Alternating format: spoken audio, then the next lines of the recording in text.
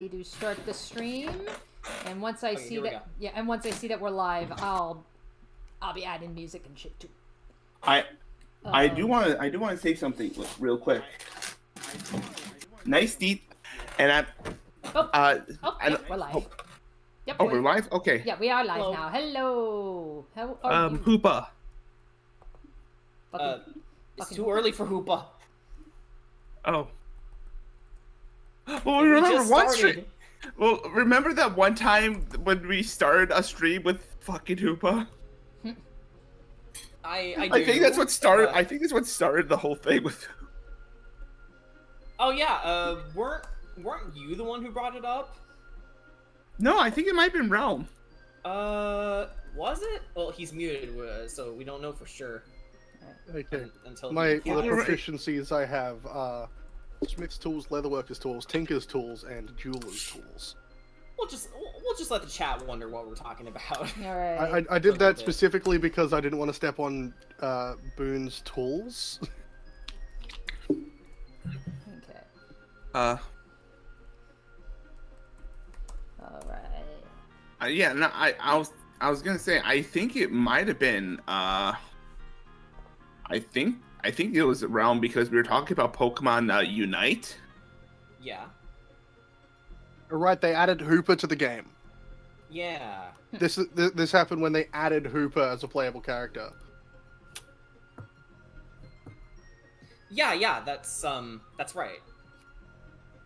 I've also kind of put that memory out of my mind, in fairness, because, I don't play Unite and I don't plan to play Unite. But I heard Hoopa was broken, and I'm like, oh fuck, ew! That's fair. All right. Out of principle. Yep, not a problem.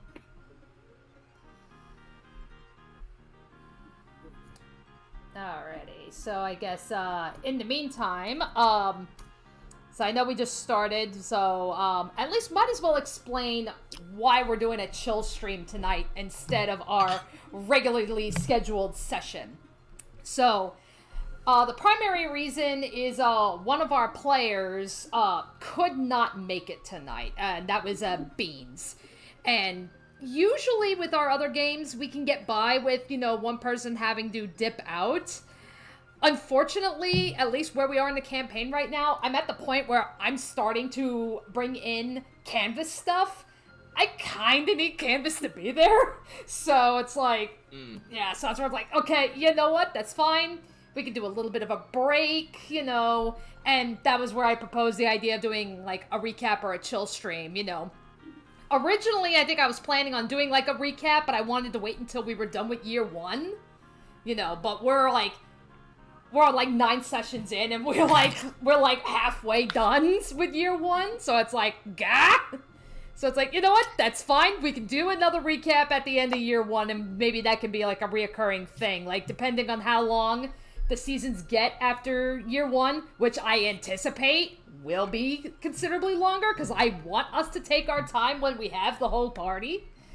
Like, it could be like, I could do like a recap like at the end of every season or something. It depends on where the story takes us. Yeah, and we're basically at the end of winter, so pretty much, yeah. And, hello, Ryan, in the chats. Ryan. Hello.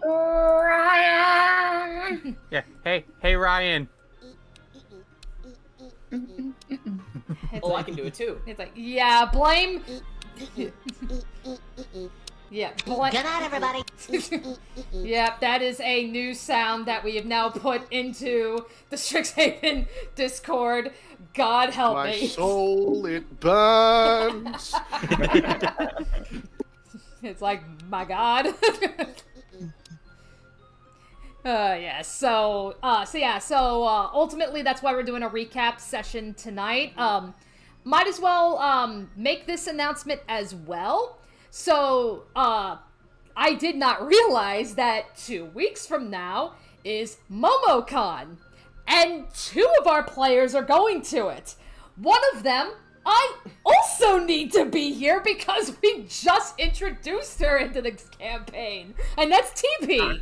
So, Hi. And So- Curse of Strahd, I DM that campaign on Saturdays, and by the time Curse of Strahd would roll around, you know, our players would be gone by then. So it's just like, you know what? We should probably just take May off. Hold on. What? I don't think we would have been gone for that number I think this weekend is still good. Yeah, this weekend's still good. Oh, And is I it? believe in yeah, this weekend is still good. It's 2 weeks from now is the one that Boone and TP are gonna be gone.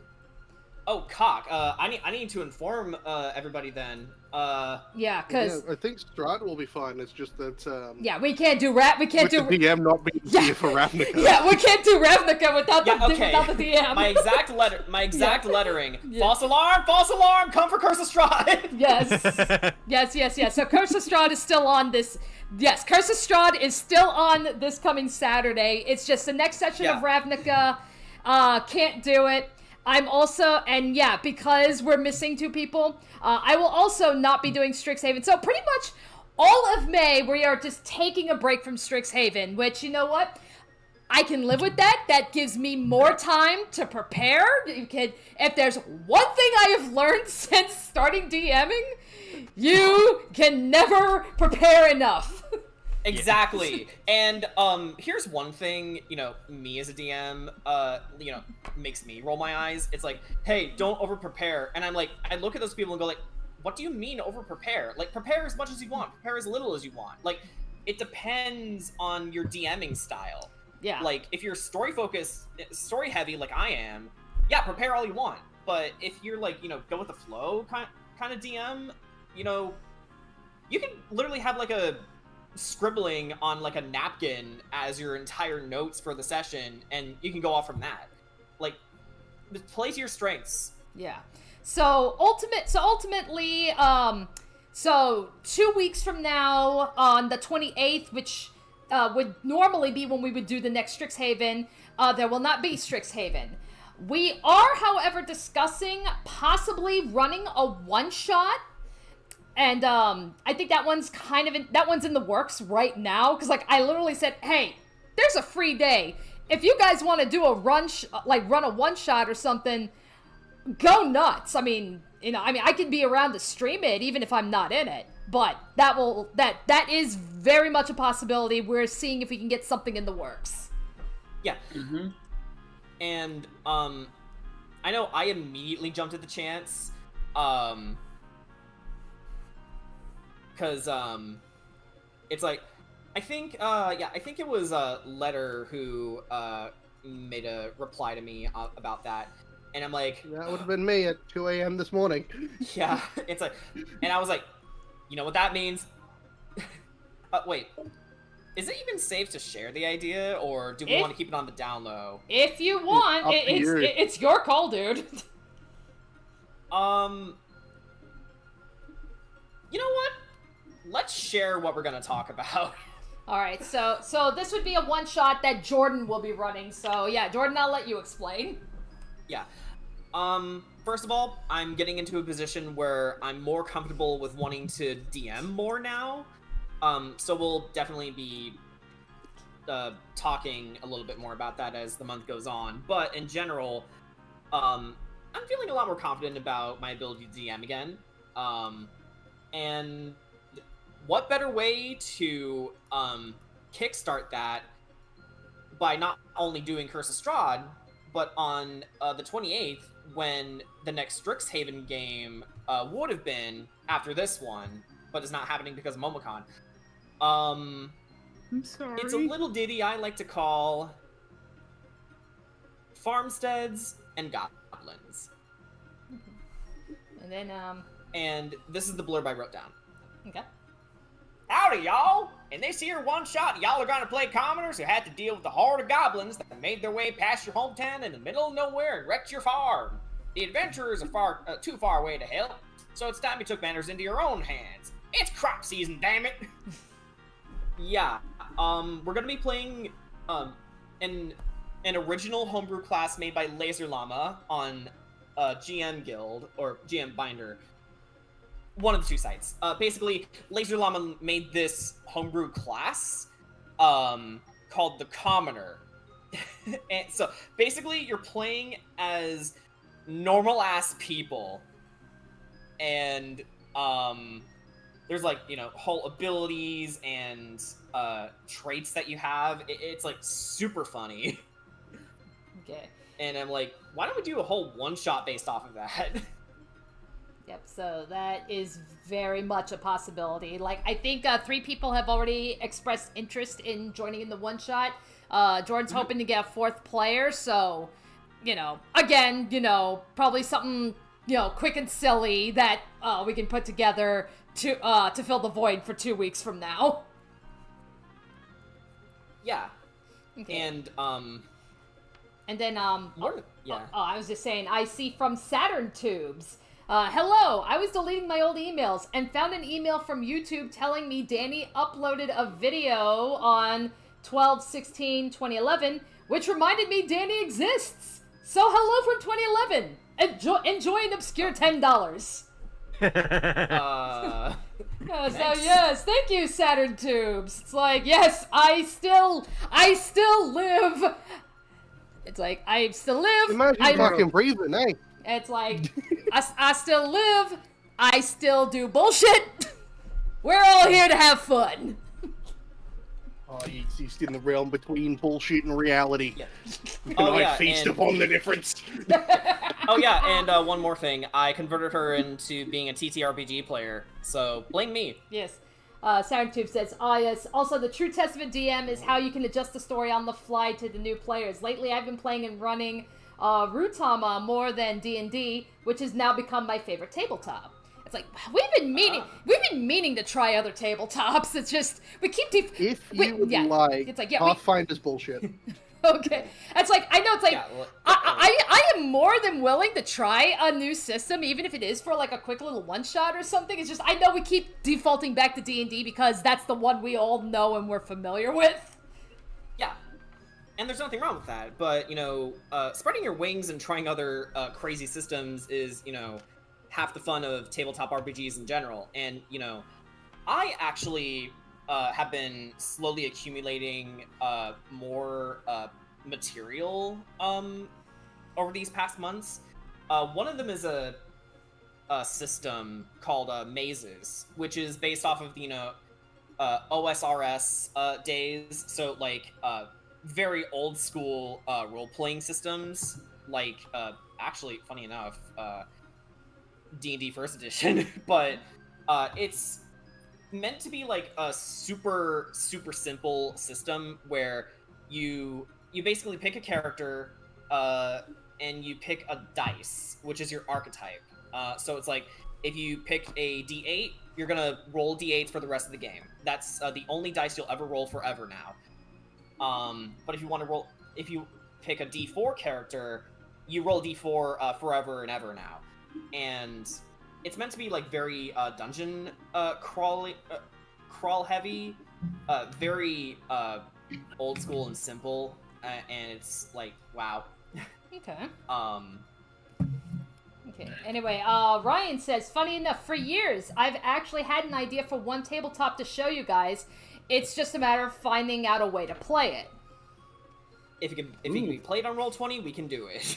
Yeah. There is. Yeah. Just like one that I'd love to try with us all, to be honest. Okay. Oh yeah. What's that? Beans would recognize this as a friend of ours is GM for this. It's a system called Fate. Yeah. I've gone on a Did rant. someone say Fate? I've gone on a rant in our Discord about Fate before and how unreasonably fun it can be. The thing is, it requires setup. Okay. It requires a whole session to set up, even for a one-shot. Oh, really? So you have a session where you come in with a general idea. You do not come in with your characters. You go to the first session and leave with your characters. Oh. I do need to make it clear that this should not be misconstrued with Fate, the various animes. No, No, not Fate not is a No. Fate is a D6 system. It uses actually unique dice, but you can just use normal D6 for it. Okay. They range from -1 to +1. And the idea around Fate is it is whatever you want it to be. Mhm. You go into the first session with maybe a general idea, outline of the character that you want to play, and you leave with ideally a fully fleshed out character who has known the rest of the party for a good while, because by the point you start play, you are competent players, competent characters. Okay. You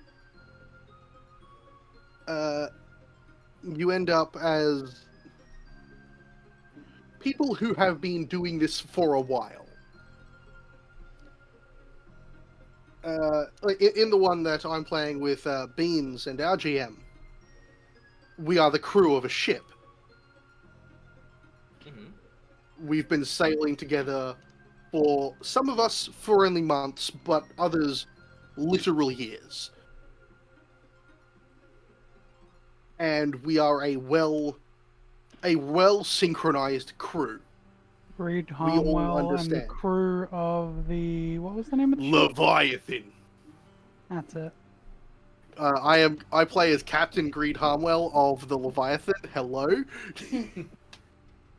And it is you want to know how malleable Fate is? It's a one-piece campaign. Oh wow, nice. It is set in the world of One Piece because you can just do that. Yeah, you can The do whole whatever point you of want. session 1 is you go there to create your characters, but you also go there to create the rules for the game. Oh wow. Oh shit. Yeah, you So go session there. 1 is kind of like a session 0. No, that's what it is. It is a session 0. Sometimes you need like 2 session 0s because they can take the time of a whole session to finish. So you're not restricted to just one setting. Thank God. No. Fate is it's a setting. You can use it anywhere. It's just boom. These are the rules. You can apply them to anywhere. Nice. That's really modular. I like that. Fate is also completely fucking free. You can download the PDF on their website. Oh, yeah. Now that sounds interesting. We're gonna you're gonna have to check that out. Yeah, like another system I've been meaning to try. Well, 2 more systems that lean into the horror genre. You know what? You love it. Call of Cthulhu, and also Candela Obscura. Yeah. It's like I've heard great things about Call of Cthulhu, and I guess it depends on who you ask with Candle Obscura. I'd be willing to try it, but it's like I don't know. I've heard mixed things about Candle Obscura. Yeah. I've seen the live plays of it, and you know, it seems interesting enough. It's just, parts of it can be a little muggy, but you know, I like the general vibe that you know, you're just using a pair of dice and you can augment certain roles with different traits that your character has. And you know, I do like the idea of like, you know, if you rolled a 1 and it's a critical failure, but if you rolled like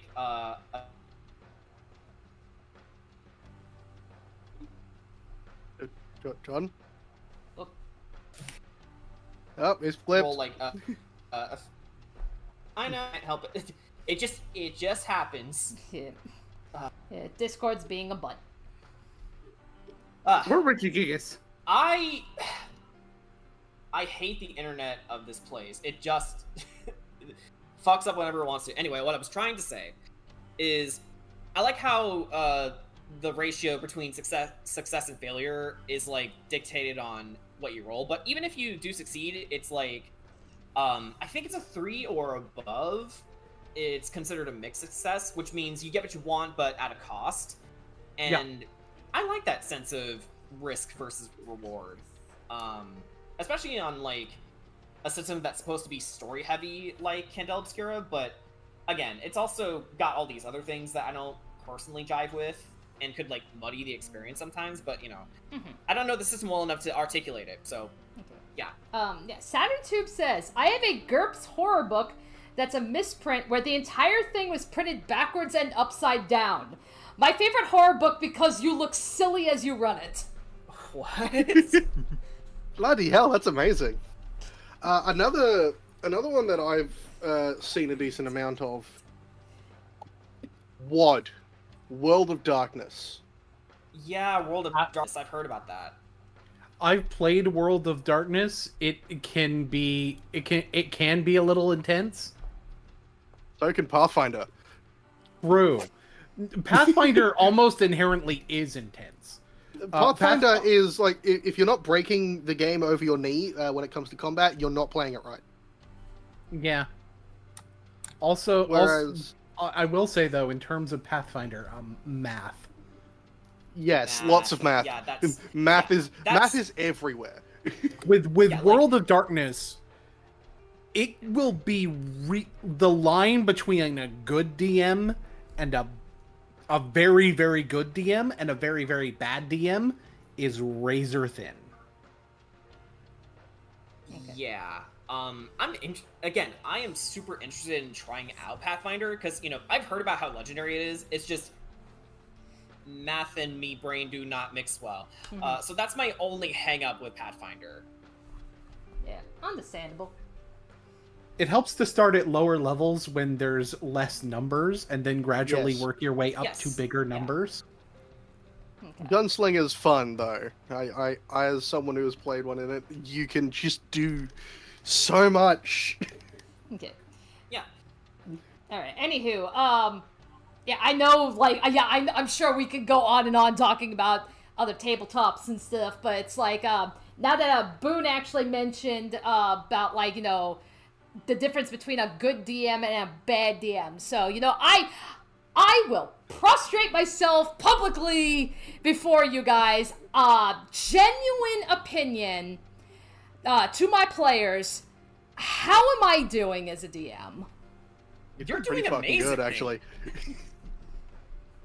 I've had a few first-time DMs, two of which are in here. And you're doing really well compared to what I've seen some other people do. What I did when I was a first-time DM. And certainly what I did as first time DM with having 6 players out of the gate. I was not Look, gonna let Sovereign you 6 repeat that mistake. was really fun. Yeah, it was fun, but it was also like the worst Chaos. way you could run D&D in hindsight. I do not agree with that. Because here's the thing. 6 players, even for a first... Like, if it was like 8 players out the gate, then I would 100% agree with you. But 6... But it was 6. 6 really isn't that bad. Like, 4 is technically the baseline, but 5 is... Most parties that I have seen have been either 5 or 6 players, sometimes as small as 4. That's true. Though nowadays, with all the experience that I've gotten as a DM, I would definitely recommend personally that you would run with 4 players. Push it to 5 or 6 if you're feeling more confident about bringing more people in, but please start with 4. It's just so much easier on your mental load. Okay. Like, that's what Danny But it did. Like, we depends. started with 4. Technically, we just kind of added you like 3rd or 4th session in Yeah. that's to make right. it 5. My character's coming in next, and that'll make it 6. Then Realm and possibly Dana. We can get if we can get that. Dana, I know, is still up in the air, like, so, but at the very least, we definitely know Realm Wars will be coming in, but he explicitly told me he wants to wait until year 2 starts, so he doesn't want to come in early, so, yeah, so it's like, seriously, Brian, you have the patience of a saint to just sit there and stream for us for, like, much longer than I anticipated before you finally get to jump in. Because it's like, my God, I gotta ask if you guys, experience this, like, the fellow DMs in here, because it's like, I know back when we did the session 0, I had initially said that I was planning that I want to try and get year 1 done in about 10 sessions, and that was more so because it's like, hey, I got people waiting to hop in because we're scattering around. And it's like, yeah, we're going into session 9, and we're, like, halfway through year 1. So it's like, lesson learned, don't make a fucking deadline. It will not happen. No. It's like any good plan, it's bound to go wrong. The thing about being a dungeon master or a game master of a system like this is that, you got to be willing to go off the deep end every once in a while.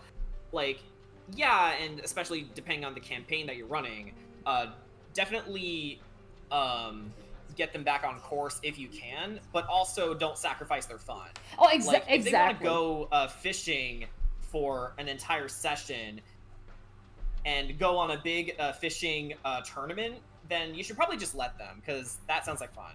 Yeah. Yeah, because that's like, yeah, that's definitely something like, because it's like, it's like, yeah, same thing. It's where it's like, I know there's points where it's like, okay, yeah, we probably do need to get the story going, but I'm just listening to you guys just role-playing off each other, and it's like, I hope the audience is as invested in it as I am, because I can just sit there and listen to you guys talk for hours. It is, honestly, like, I love your guys' characters and just the way you're all, like, organically bouncing off each other in this campaign. I love it. Sparkle. Yeah, like, that's my favorite thing about being a DM too, just hearing you guys cut loose as your characters, because, that's what D&D is all about, the characters. Alrighty, so I guess let's see if we can maybe try and breeze through a quick recap as to what is, yes, but with sharks. A recap, but with sharks. But yeah, so let's do that real quick. So session 1, this is pretty much the introduction. So it was like we dedicated some time to writing out some prologues, introducing the 4 starting characters. So that was Canvas, Amy, Pacifico, and Luke. And it's like, yeah. And so then introduce them separately, bring them into Strixhaven for orientation. They then did a scavenger hunt, which was then interrupted by an attack of mimics. So that's essentially session 1, pretty self-explanatory, and, honestly, for the most part, I did actually follow the book, somewhat closely to that, like, at least the order of the events, because, yeah, in the Strixhaven book, that is how it opens up, is like, yeah, you go to the school, you do a scavenger hunt, and you are attacked by mimics, so that much was from the book. Obviously, the prologues was my own flavor to it. And then, obviously, we had some fun with the scavenger hunt itself. And, fun fact, when I was writing session 1, I actually had set pieces set up for session 1. And again, because you guys went in different directions, a lot of it didn't happen. That's common. Yep, welcome to being a dungeon master. Plan for everything. You don't get to use maybe 3% of it all. Yeah. Well, because yeah, it's yeah, okay. I guess you guys don't want to. I guess you guys don't want to see Frank in Milwaukee again. Well, honestly, GM's plans never survive contact with the players. Yeah. Nope. Well, because honestly, nothing is foolproof. There's always a better fool. Well, because honestly, well, because the set pieces, it was mostly like the introductions to the individual student NPCs. So, like, there were some things I had planned out that I was like, oh, this could be, like, a fun little a fun little encounter and an introduction to a character, and then, went in a completely different direction. Like, I know, like, for example, like, with, Luke, I remembered, when we were initially talking about it, I know you were saying, like flits and jumps, your little robot companions, you couldn't, like, you had to, use, basically the magic school bus to get them to Strixhaven, so I knew that was a thing. I was thinking that also applied to Luke. Like, I completely forgot that Luke was a planeswalker. I thought he wasn't.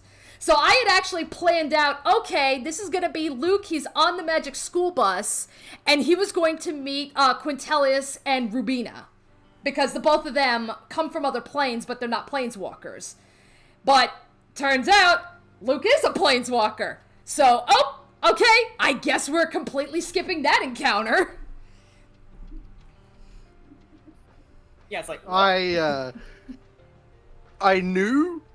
Honestly, I knew you would forget.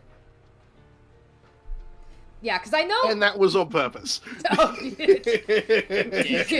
Come on. No, that's like... I had provided the information, and that is all I was required to do. The surprise makes things more fun.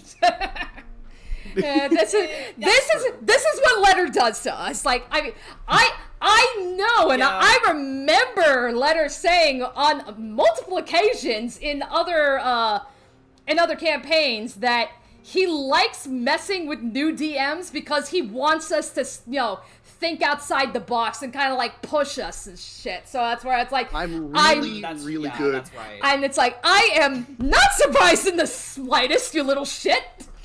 I am like, really good for a new DM, but I'm also like the worst person ever. I will make things difficult so you learn. Yeah. Oh yes. And like I definitely learned a lot from watching you. I swear I wasn't referencing that smoke.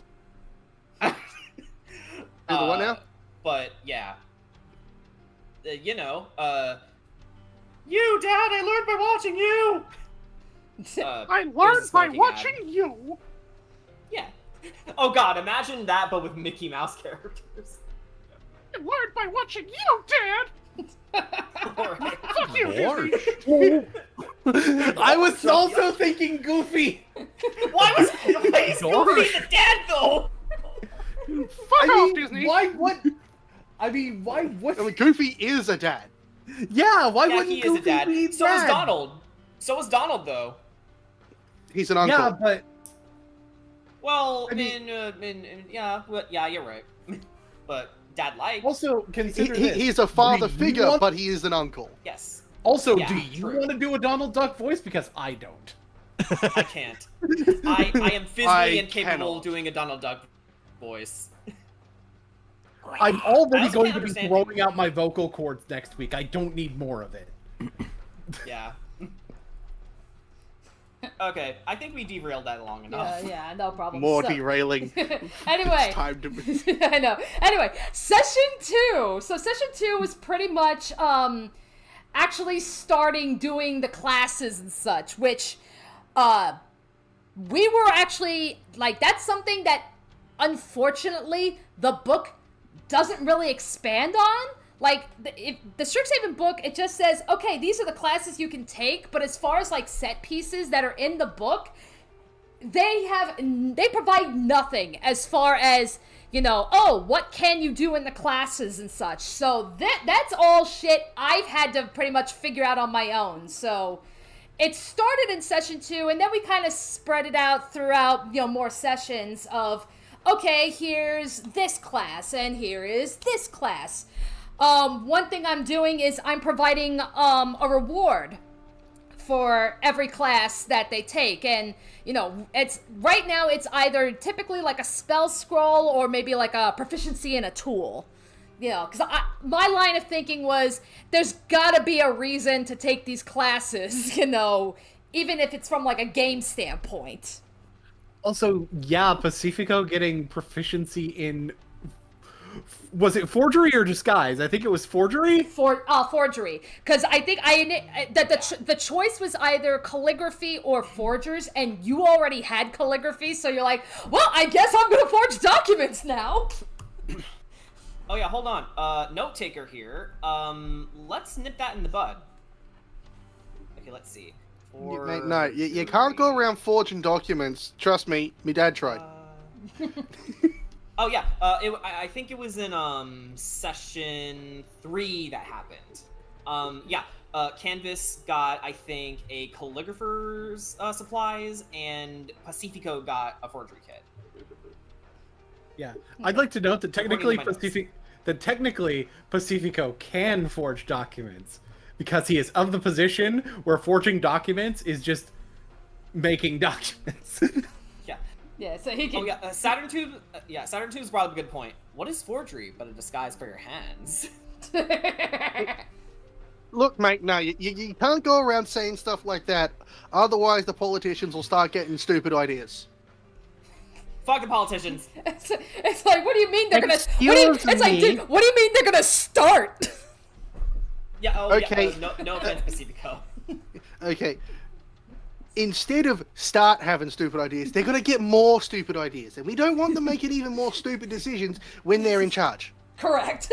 Yes. Look, I can concur. The most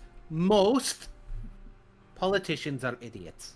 The less hell we can catch from them, the better. Yes.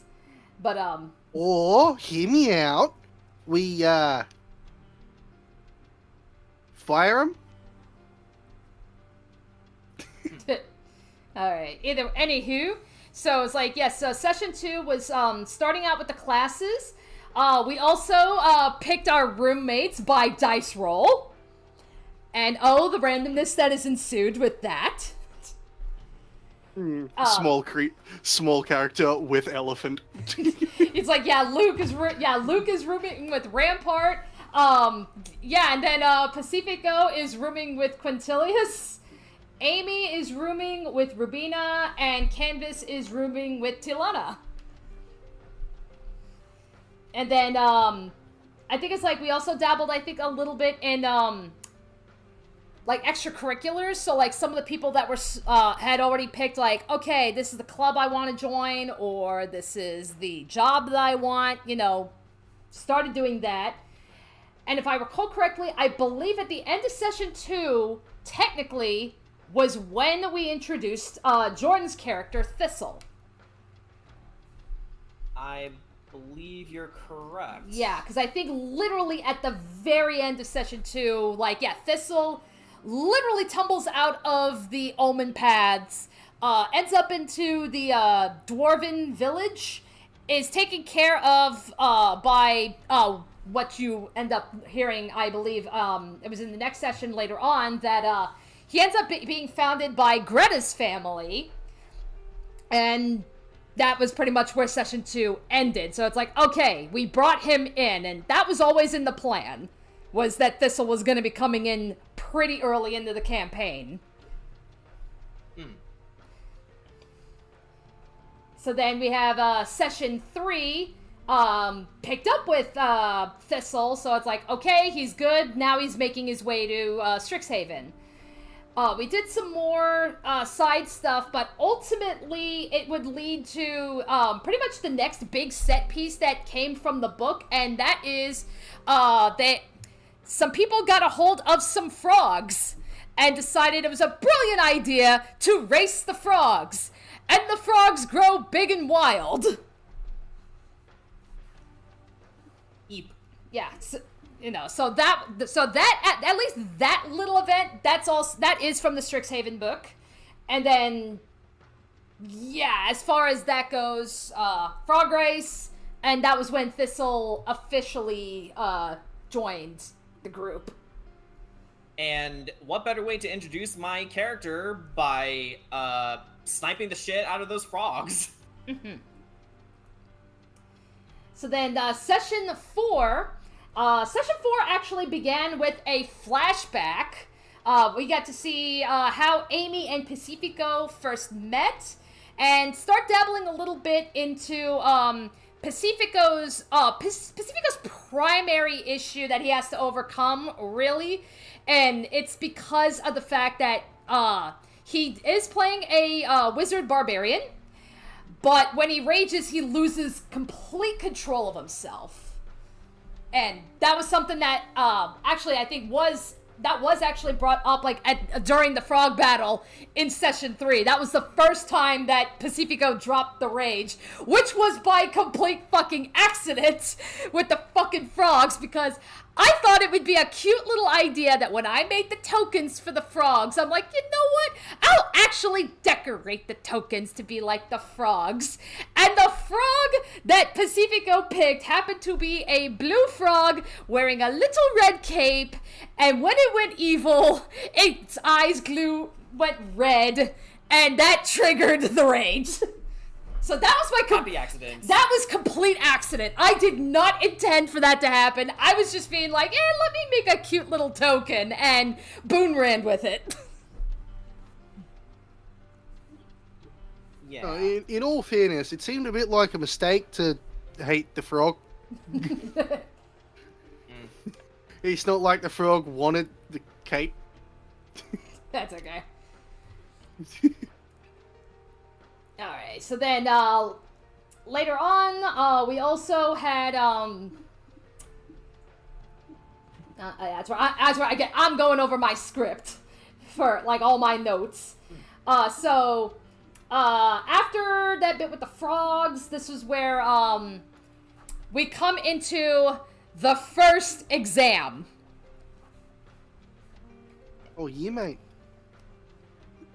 Yeah, so it's like, we had to have the exams, and we did the first one, and this was actually something I had to do. I actually played a little switcheroo here at this point, because the way I'm doing these is, I'm basically planning how you'll have exams in the like at the end of the season. So it's like you'll have an exam, and then there will be some kind of like a festival or something going on every season. So that pretty much tells you if you're hitting the exam, that means, okay, you're hitting the end of the season.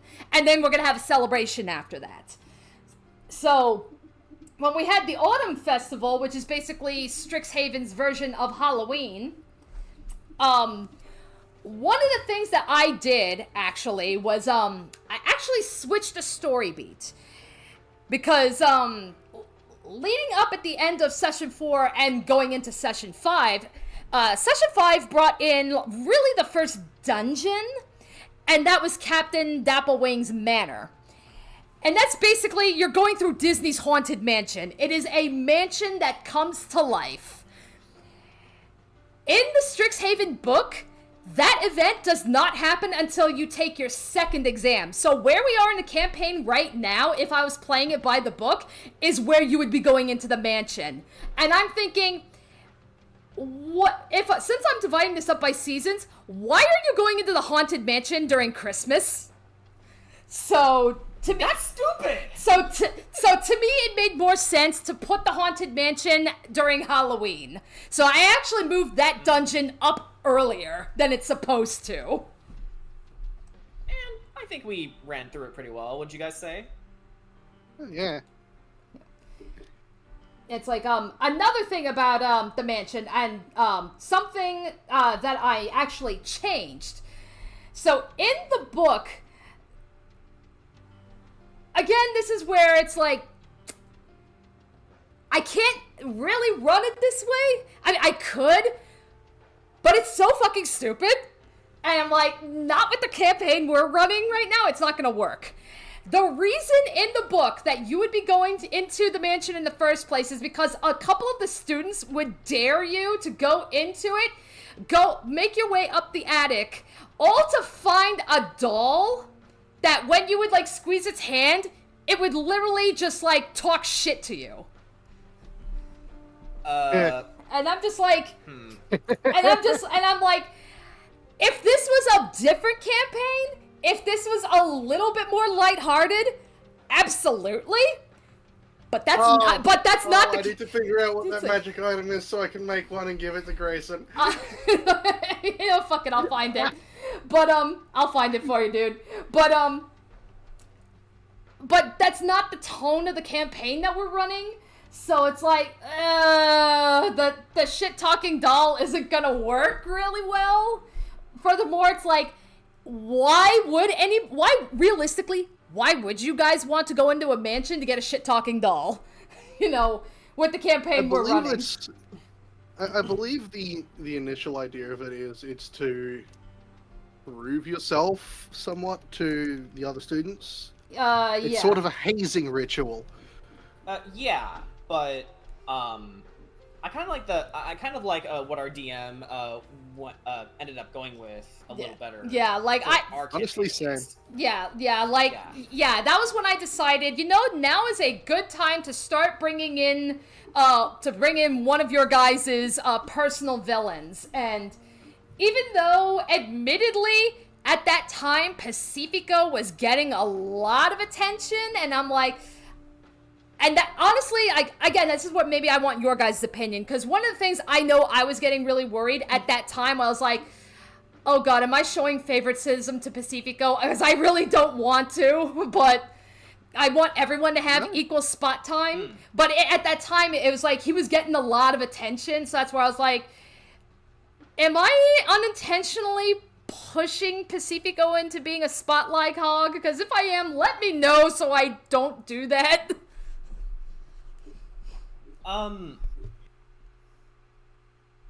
Well, I don't think it was that bad. But given Pacifico's standing and how he interacted with the world, it certainly did give him the spotlight a little bit, but I wouldn't say it was that egregious.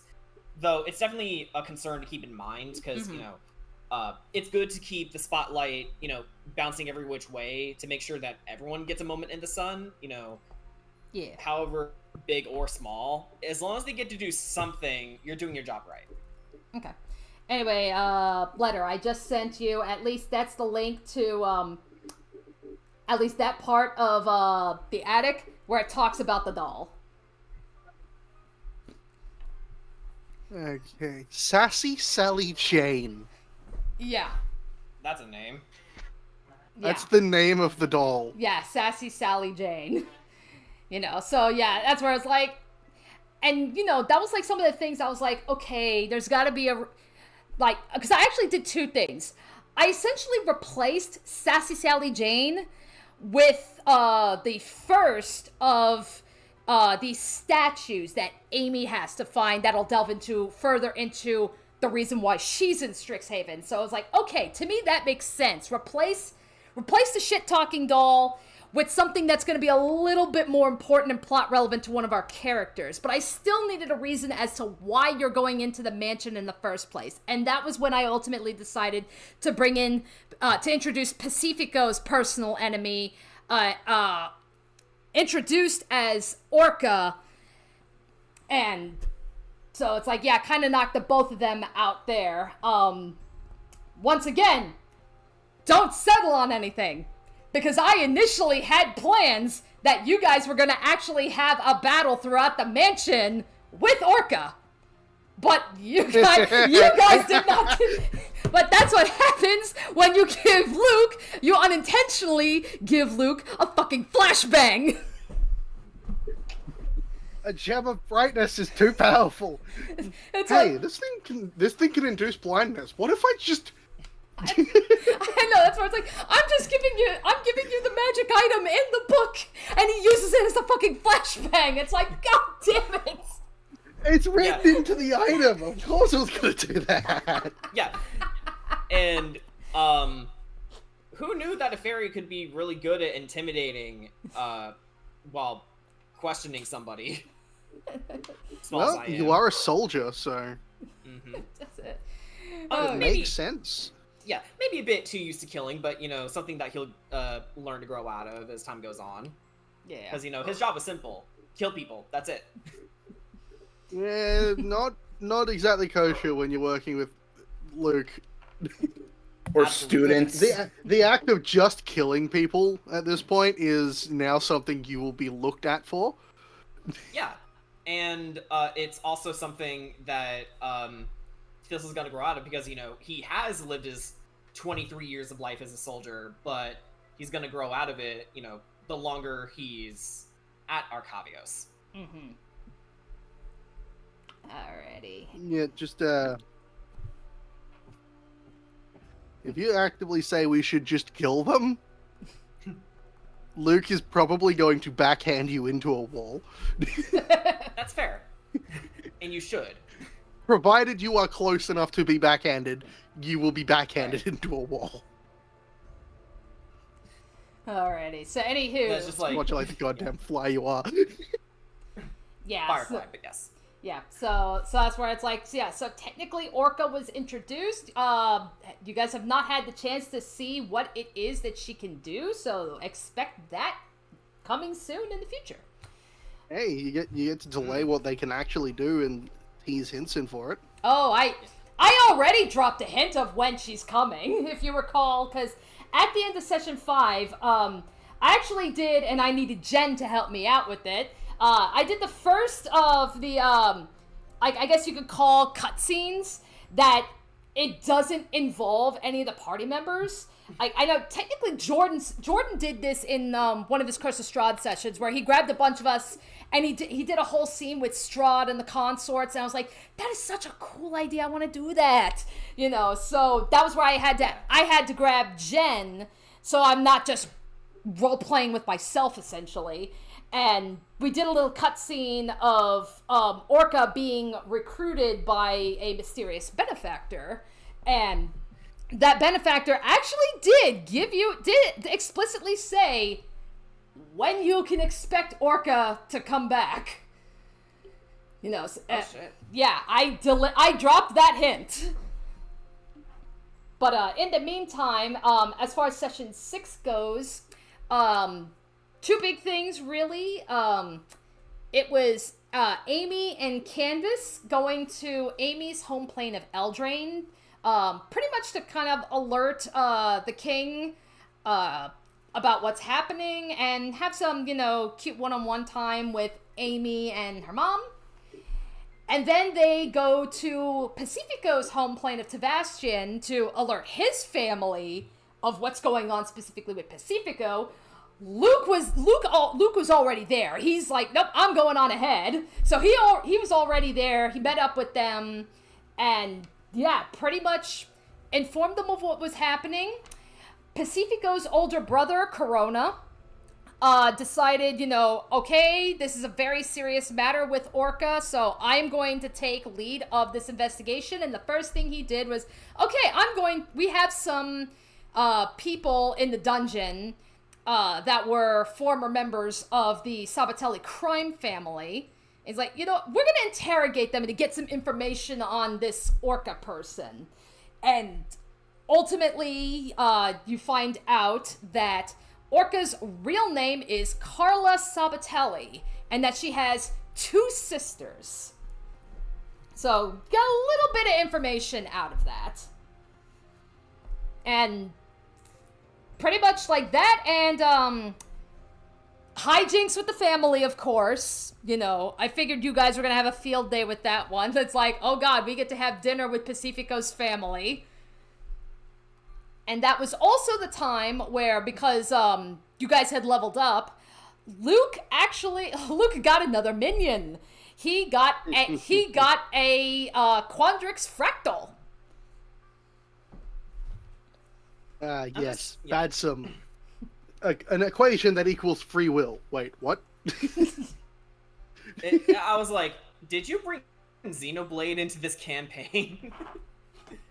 Because, you know, it has a lot of themes about, you know, life and individualism and, you know, creating your own future, sometimes with or without gods.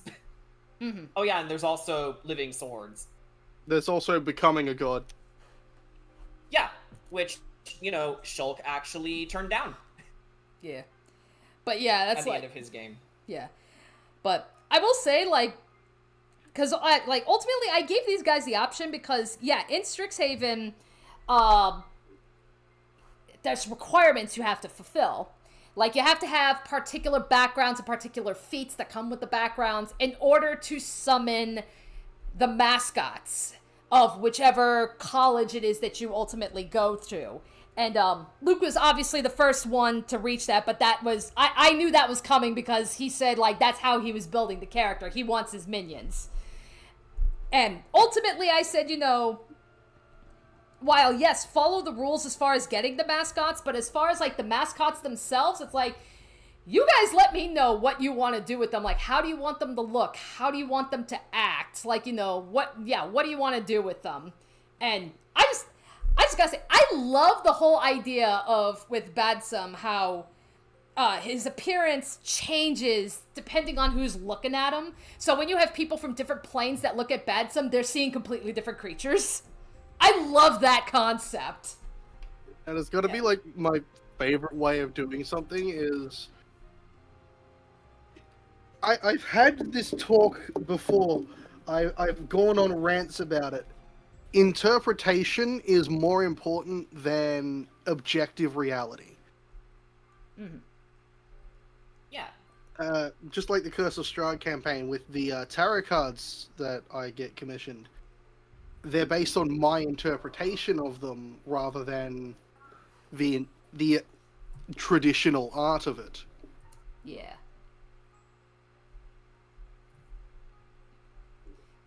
Yeah, so I was like, and I know in the background, I think we started planning out a list of, okay, what would a citizen of this plane see? And it's like, and that's where I was like, I actively encouraged it just because, like, again, some of you know, and then some of you know, for some of the student NPCs, like, I want to say, as I was fleshing out some of the student NPCs, I want to say, I have to double check, but I want to say at least half of them are Arcavios natives.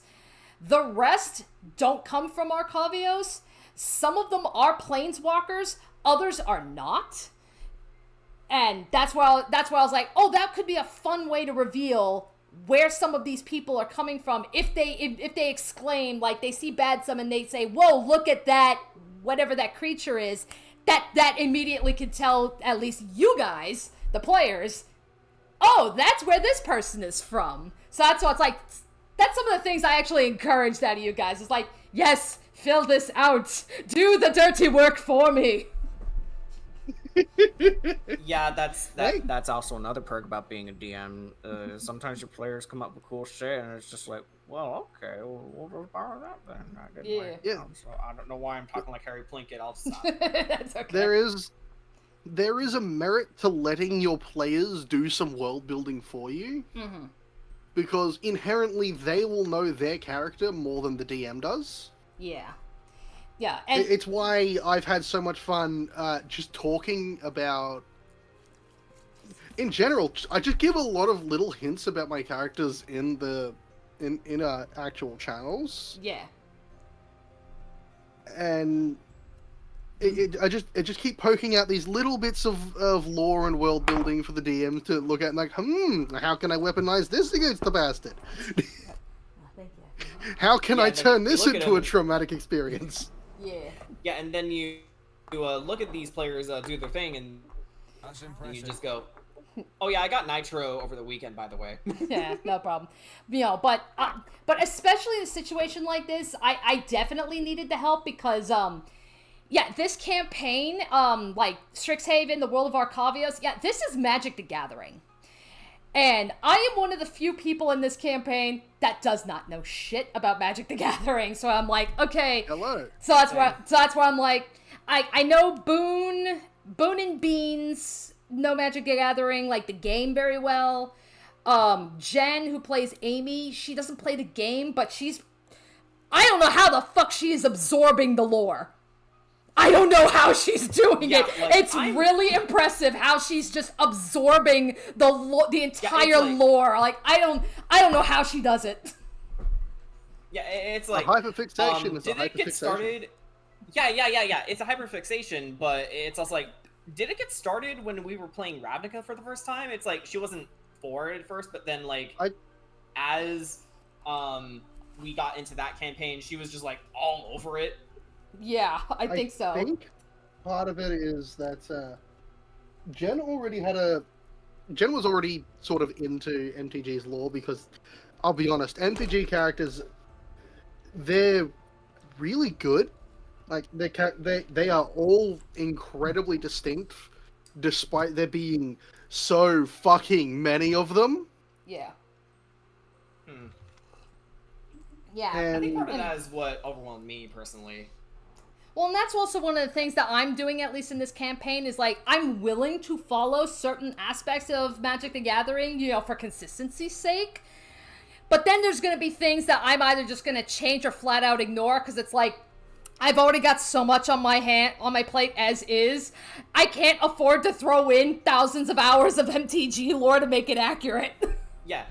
Yeah, it's like, if you want to run your own game with the correct lore, you go ahead. Yeah, like, one of the... reason why Faerun is bullshit. Yeah, that's like, you know, prime example. So, what's called? So speaking as far as session 6, so when they were in Eldraine, so, the Realm of Eldraine, the two primary characters that are really important that came from Eldraine are the Kenrith twins, Will and Rowan. They're big Magic the Gathering characters.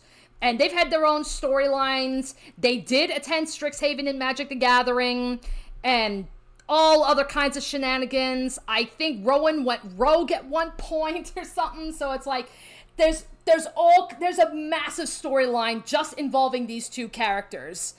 And I'm just like, I had to put my foot down, even when I was talking to Jen about, okay, we need to start thinking of backstory with Amy and stuff. So I mean, I did have to put my foot down and say, like, okay, we can include some things, you know, from the Magic the Gathering, but then there's going to be other interpretations. I'm like, you know what? No, I'm not going to be that 100% accurate. You know, I do kind of want to have my own interpretation, like with the Kenrith twins. Like, again, correct me if I'm wrong, Boone. With Magic the Gathering, Faerun is not here. Boons dipped out. Oh, damn it. Oh, well. You can get B to correct you. Okay. But, yeah, so, if I recall correctly, I think right Who's now... correcting what? Right now in Magic the Gathering, the Kenrith twins, they are not together, correct?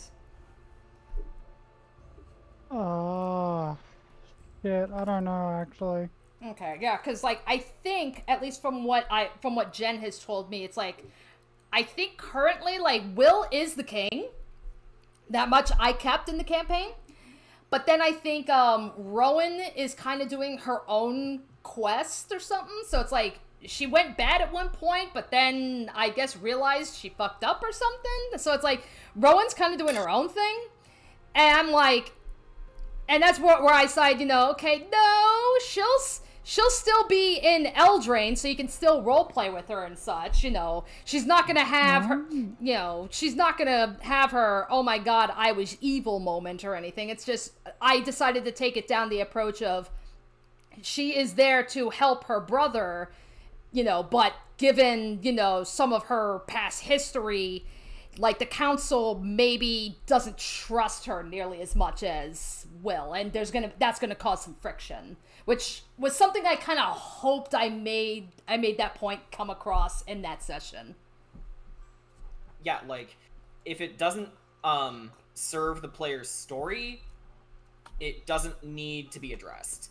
Yeah, I also need to bring up something. Oh, yes. As much as we may want to follow the law, if we follow the law too closely, we start severing connections. In that, if you didn't know, Will and Rowan are both de-sparked currently.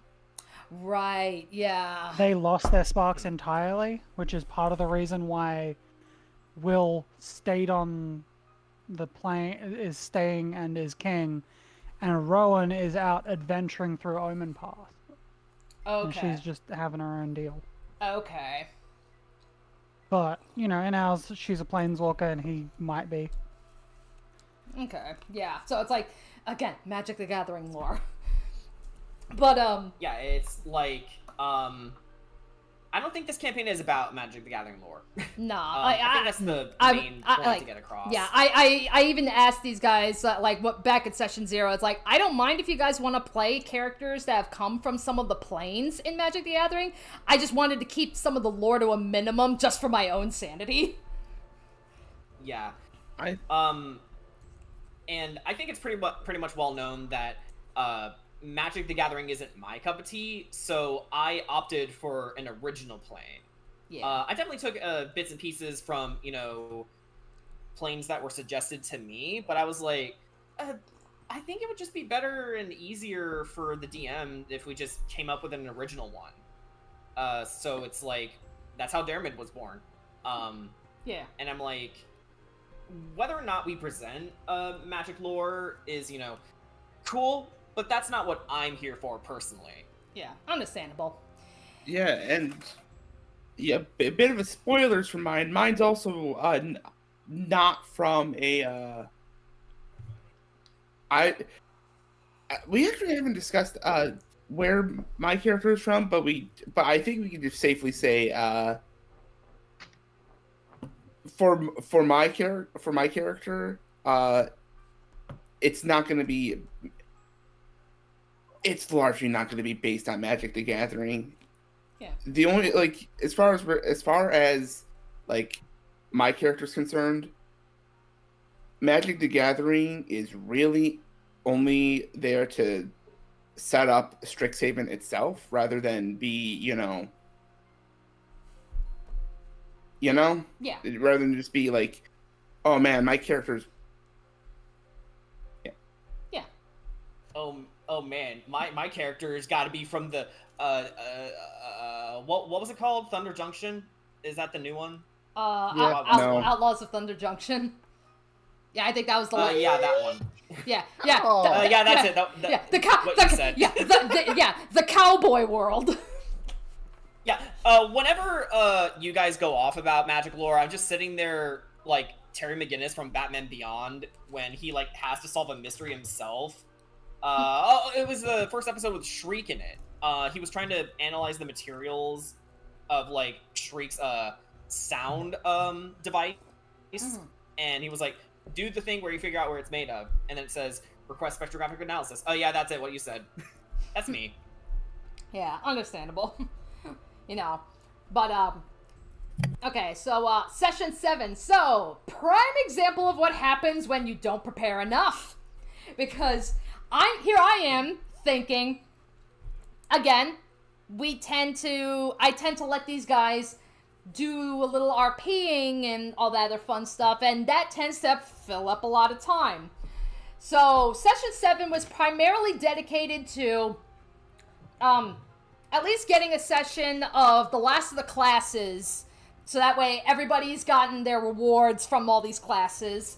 Canvas and Luke did go to Kaladesh. Amy started looking into the stuff with the statue. And I'm thinking, okay, that should be enough to fill out about 4 hours. It was not. So it's that's what happens when you don't prepare enough. So it's yeah, I've been over preparing every session, and the one time I don't do that is the shortest one we have. And that was even with the scuff that we had that ate up half an hour. I'm sorry, I was asleep. That's okay. Some crimes can never be forgiven. That's not one of them, though. Also, hello, Cece. Cece! Oh no, Cece's gonna take control of the stream now. This is entirely why Realms is in the campaign yet. Cece's just been taking over. She's too powerful. All right. Which, at long last, brings us to the last session from 2 weeks ago. So, I said, to make up for such a short session with 7, I had everybody do some more extracurriculars. Amy did some more sleuthing with the statues.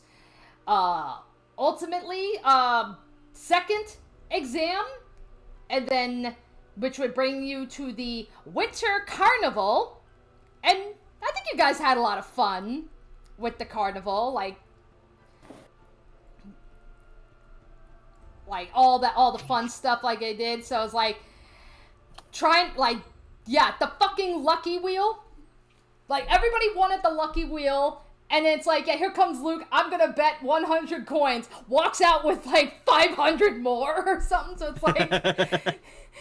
it's like it's like, yeah, he wins the fucking lucky wheel. I decide to throw in, okay, this could be a cute, fun little combat thing. What if I made a snowball arena and just have everybody do like a massive snowball fight, and Luke became the Snow Baron? So it's just look. When you understand warfare enough, you know to take out the people who are stopping you from doing shit good first. Fun note for that, by the way. If they all just focused on Luke, they'd only need to take out one character for that fight.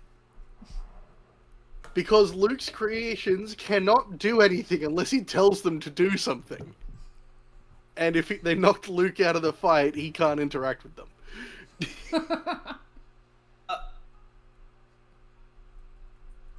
Good to know.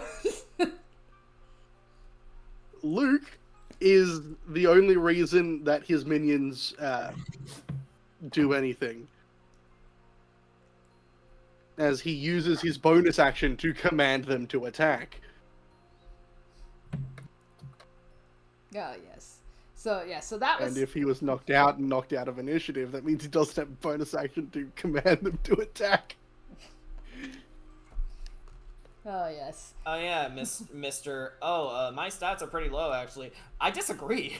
I think that's what I said word for word. My stats are not as... Like, I have a maximum of a +4 in my core stat, intelligence. That's still really good. But you make up for it with numbers. I make up for the fact that I'm not exactly the strongest in general by having stupid good strategy and enough rounds to knock out anybody else. Yes. Look, the action economy says in general the side with the most turns wins. And well, I'm just going to keep adding turns to our side.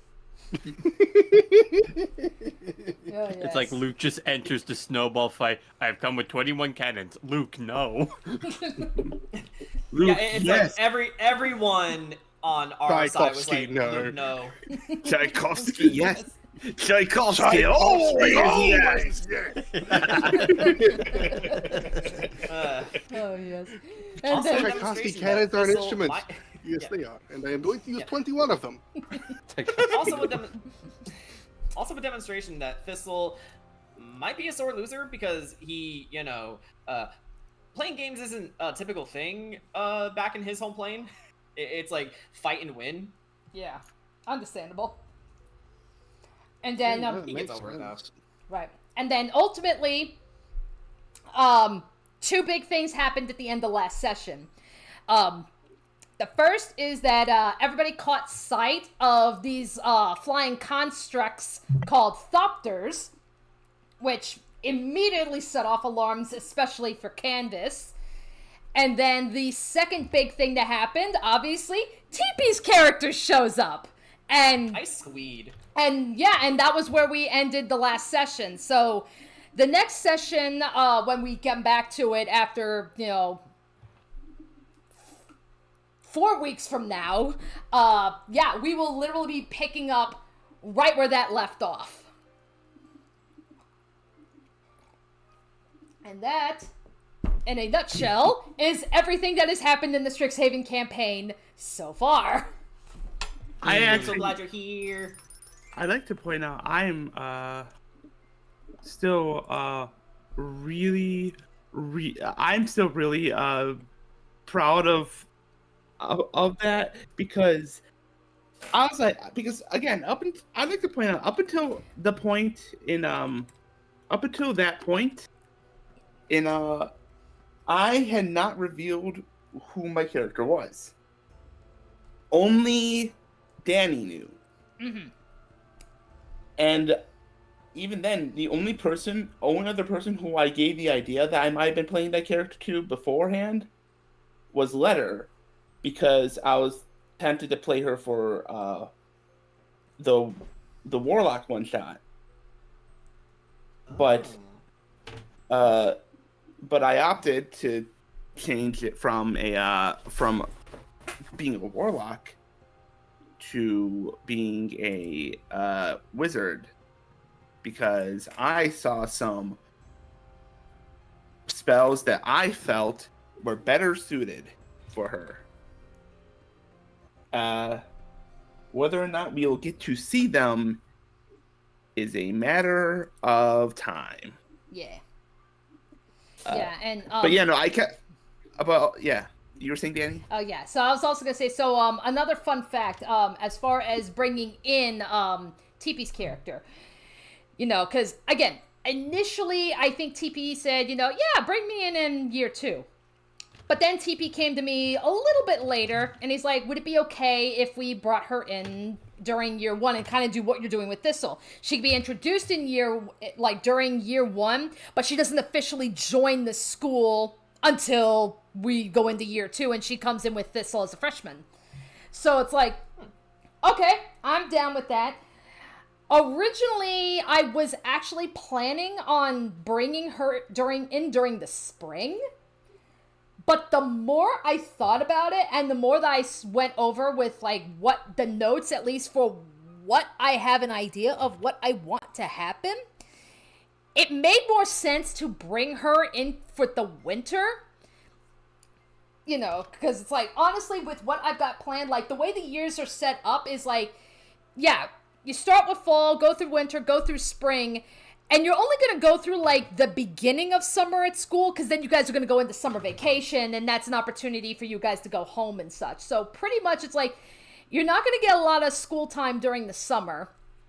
But then as far as the spring goes, it's I got plans for spring. So that's where I'm if I'm going to bring in TP's character early, I don't want that to end up getting overshadowed by some events that I've got planned for the spring. So it made more sense to bring her in at the end of winter. Yeah. One other thing, that I was going back to introducing her, I did do a thing before where I was okay, I might give hints to my character, to what my character will be based on. Mm-hmm. And I kept on giving hints, and people kept on guessing different Pokemon.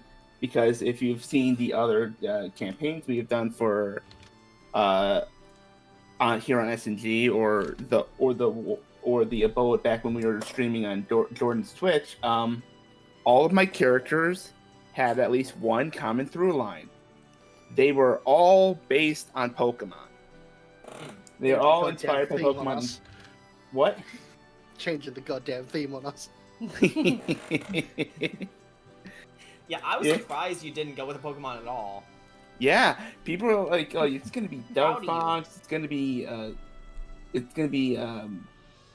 Zoroark, it's gonna be when I mentioned Eldarin, whatever the name is, name of the race is. Eladrin. Yeah, Eladrin. Eladrin. I remember Boone guessed Sawsbuck, which was actually a very interesting choice when I thought about it more. I did not give the hint that the character was not based on a Pokemon. Yeah, everybody just assumed Pokemon. So it's and that's I'm like TP, I'm like the Emperor. I'm just kind of laughing, good. Yeah, it was roll through you. it was really funny because there was a particular reason I actually dropped one of the key things for MM that look at the I think I said something about looking at the look at what the race can do, and everyone was thinking, oh, seasons. I was looking at phase steps. specifically Summer faced up. Ooh. Because if you remember, first off, that's the spell that that's the little not spell, but that's the thing that Ability? It's the little ability that she appeared in that did the fire damage. Okay. But also more importantly, if you recall her inspiration, how is she introduced? How her first appearance, how did she appear? She appeared in a gown of fire. Exactly. I looked at you and thought, fucking... And as soon as I saw just the full art, I couldn't believe you. How could you do this to us? Yeah. And Who are you? What are you like- doing with TP? No, it's like, I was, when I saw the character, I was like, holy shit, you're using your OC that you use for, Everything else. Use that character for, yeah, everything else. It's Yeah. like, holy shit, she's finally here. Yeah. Performing for you. And that was one of the things, I know TP and I were discussing how to introduce her, and yeah, pretty much with what Letter was saying, with the inspiration, we ran with it, because we have to introduce her this way. It needs to be done. It cannot be done any other way. It's she just appears in fire, and she's like, I am here, but why was I not invited? Right. It's just, I am here, but where was my invitation?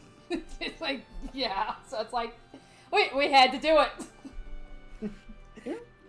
Yeah, I will say obviously not everything is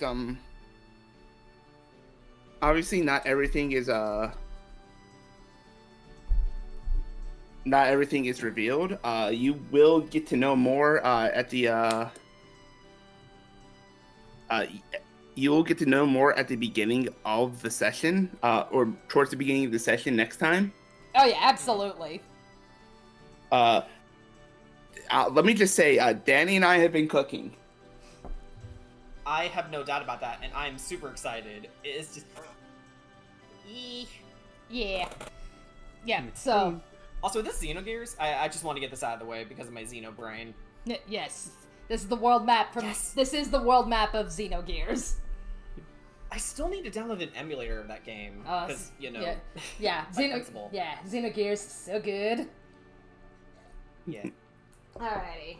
And then, alright, so, yeah, I guess as far as the story goes, so I know, we were talking a little bit about, TP and his character, so, I guess, does anybody maybe want to talk, go a little bit more in depth about, how they came about with their characters? I'll go last.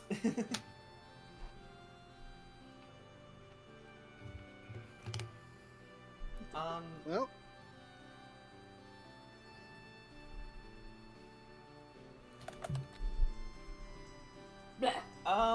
Canvas, why don't we go with you? Unless Luke wants to go first. I got most of my the secrets I've been keeping from the party out pretty early this time, and that was fully intentional. Yeah, I gotta say, I was honestly quite surprised, because I know, you typically like to wait, or, trickle in your secrets, so it's I usually love to leave people thinking, wait, do I know everything about this character yet? right, What kind of bullshit's gonna happen next time? right. What is this? What? But no, I feel like for Luke, it made more sense for him as a character to not want to keep that secret, Mm-hmm.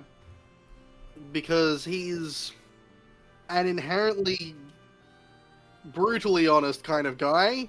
He'd prefer to not be someone he isn't.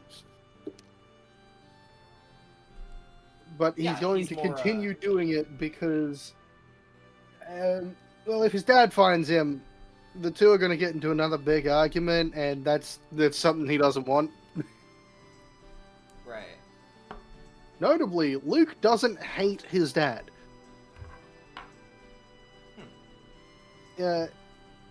Oftentimes he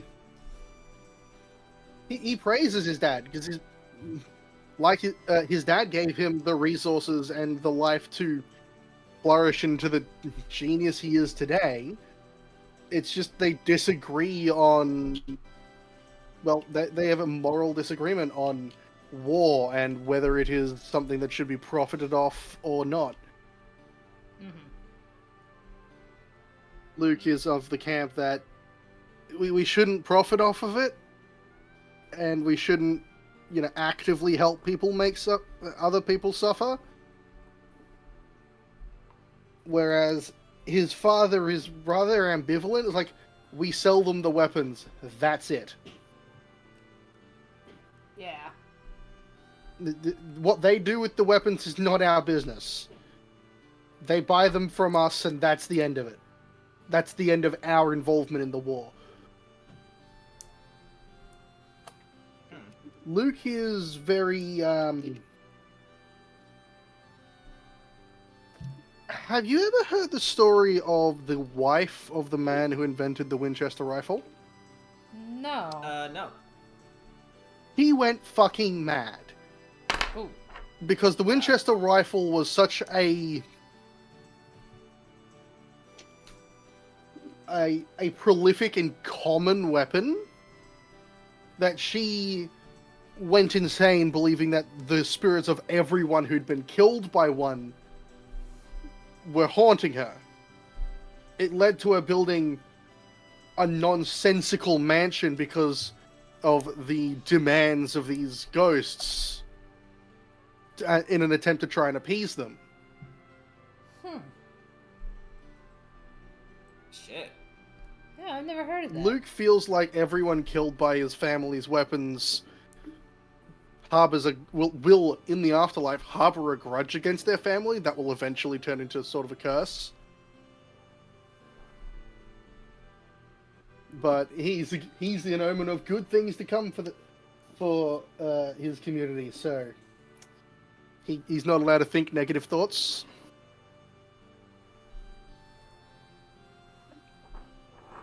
Yeah. But yeah,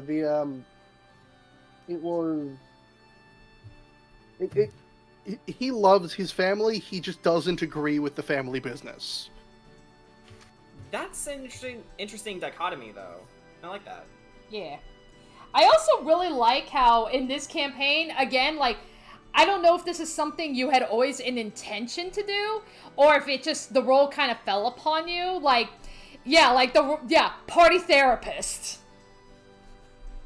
It's, oh boy, campaign number 2, where I'm the therapist. Yeah, because because typically in a fantasy story, whenever you think of like somebody who's like the party therapist or like the emotional heart of the team or something, it's always like, it's always like the cleric, like the healer, or it's always like that type of a support character. And a lot of these stories that's the type of character you expect. Not in this campaign. Do we have someone like that in Curse of Strahd? Is that Kadrot? Yeah, Kadrot would be our party heart. Yeah. He's the mentor of the group. He's the one with the most experience. He is the most emotionally mature of the group. And he's the one who tries to comfort everyone, regardless of who they are. Yeah. Like, I find it really fun to be a different role, just mixed with something that you wouldn't expect.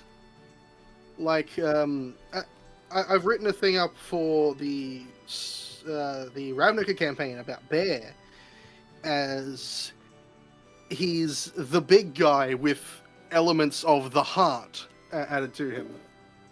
He's very emotionally mature, if a little bit difficult in the way he expresses it. Kamataki presses X to doubt. Look, It's okay to not trust Gamataki. To be honest, Gamataki probably agrees with the statement. He does. he's like, I agree, but fuck you, I heard you. But, like, you've seen him in multiple scenarios taking someone out who's having trouble and just talking to them. He can sit there while they get mad and beat and wail on him because he's got the physical fortitude to handle it and the emotional know-how to talk them out of it and then down from whatever's happened to them. Luke, on the other hand, is more along the lines of he's sort of in your face about your own problems. He's got the same emotional maturity, but he does it differently.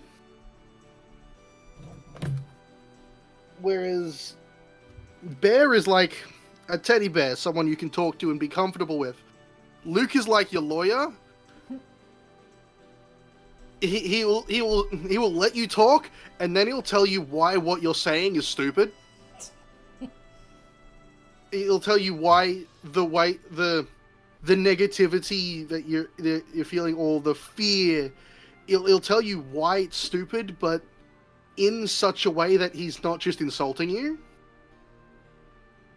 He offers forward solutions because he's an engineer.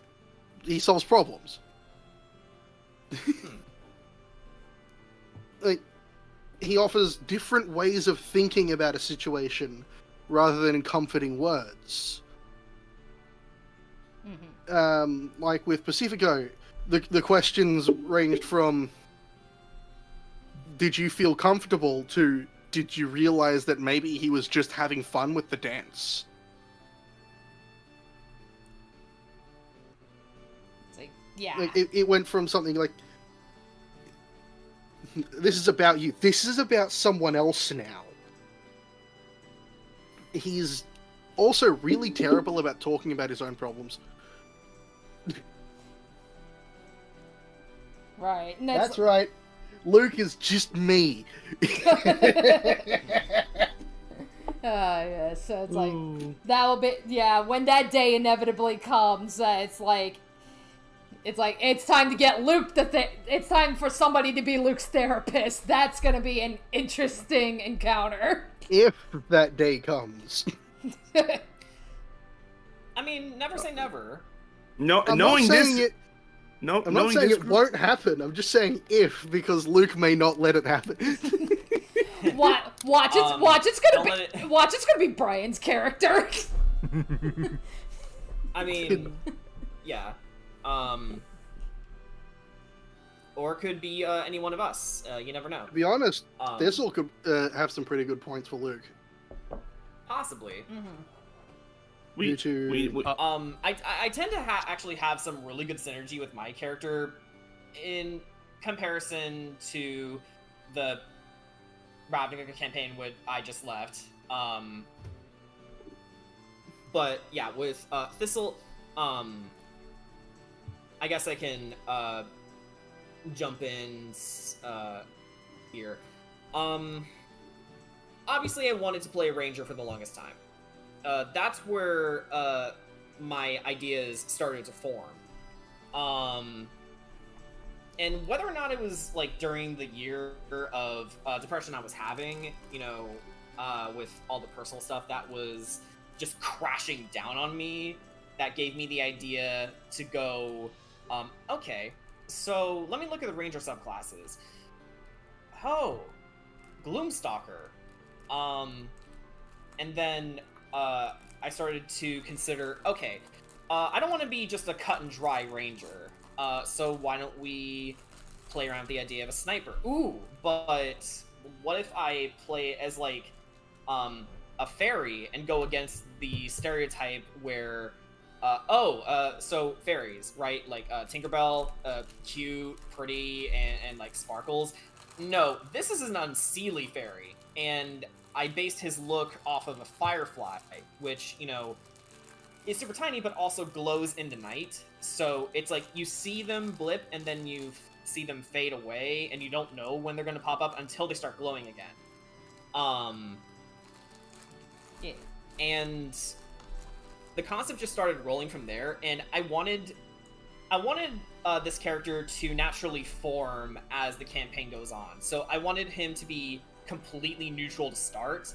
He's not good, he's not evil, he just, he's just a soldier that was taken from his home plane. He's not a planeswalker like the rest of these guys. In fact, he can't planeswalk at all. Mm-hmm. And that was by design. He was just a soldier, and he wants to go home. Yeah. I think we were even playing around with the idea, like, initially, like, okay, the day is gonna come where you guys are gonna have to go planes hopping.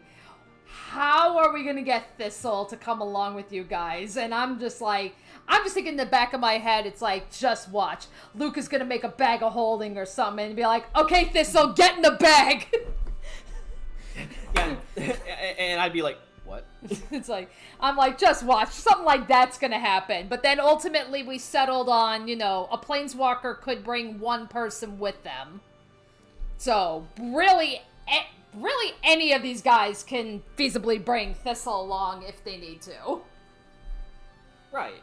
And, whether or not he does become a planeswalker, isn't really so much the end goal. It's more like, how is this little edgy fairy going to change as a person? Yeah.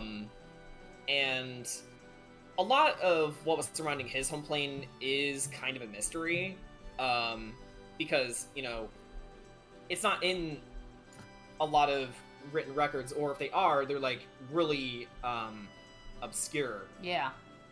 Yeah, because I know that was one of the things we definitely wanted to play around with, because it's like, yeah, like, the multiverse in Magic the Gathering is fucking endless, and it's like, we don't need, like, Arcavios to be aware of every single plane in existence. That's just asking for way too much.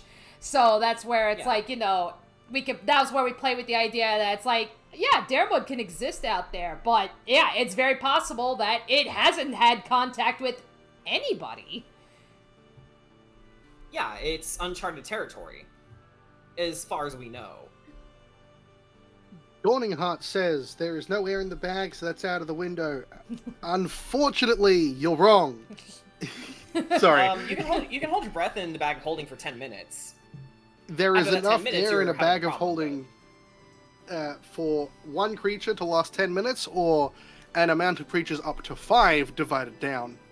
Oh yeah, that's what I was thinking of. Thank you. But again, this is also Luke we're talking about. Who's to say it's like, oh, we get a bag of holding, and Luke's like, okay, I'm just gonna throw little oxygen tanks in there or something, so you can stay in there as long as you want.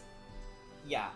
But yeah, in terms of Thistle's functionality in combat as well, I like the simple idea of, like, okay, I hide, I aim, I shoot, and that's it.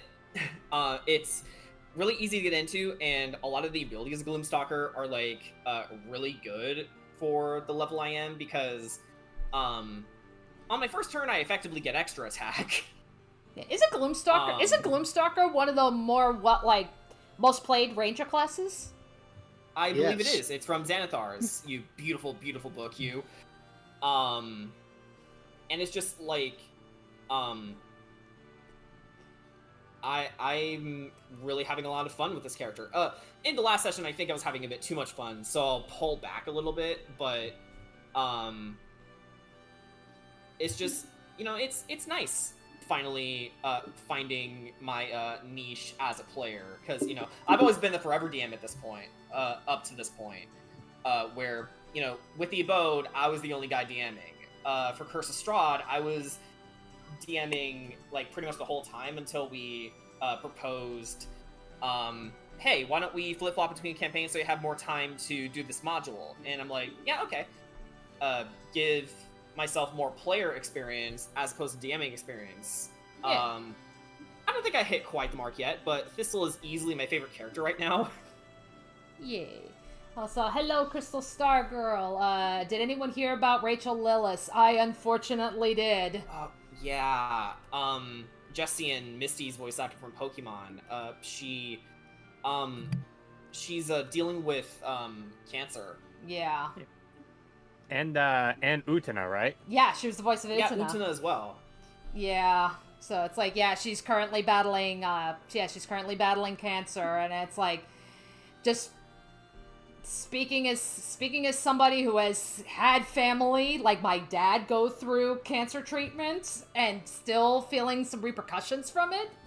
Yeah, it's a very, very difficult battle. So that's like, yeah, man, just definitely hope that she pulls through and, you know, gets all the best care that she can.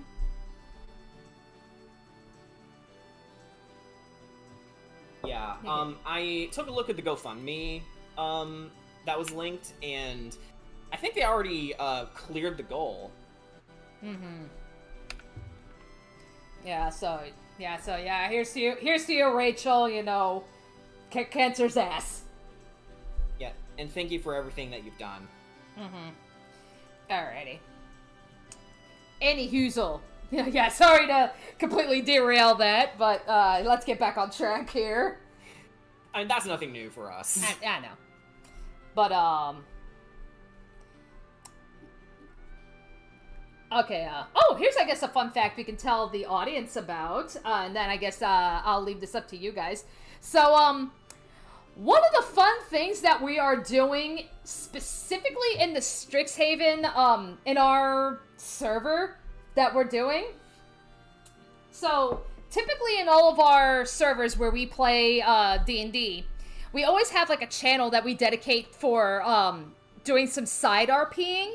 And, you know, lots of times, like, you know, we'll, like, somebody, like, one or two people will RP out a scenario, and if it's really good, you know, we'll throw that into the campaign. I've done that a couple of times in this one already, but something that these guys specifically are doing with Strixhaven is that, I think except for Thistle, they're keeping journals.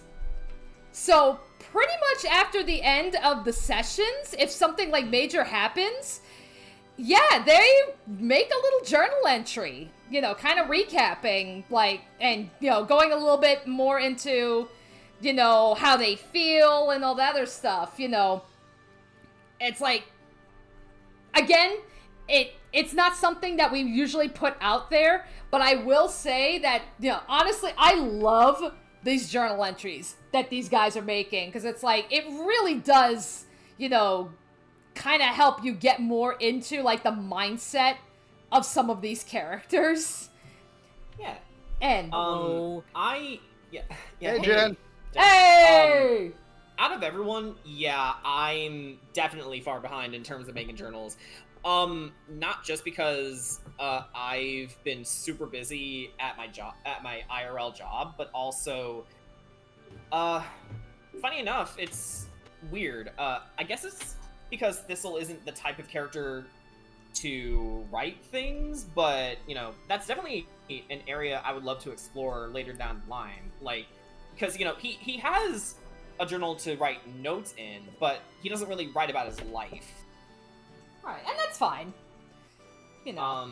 And it's like, again, I'm open to the idea, it's just, I don't think I have an in-character reason to do it yet. Yeah.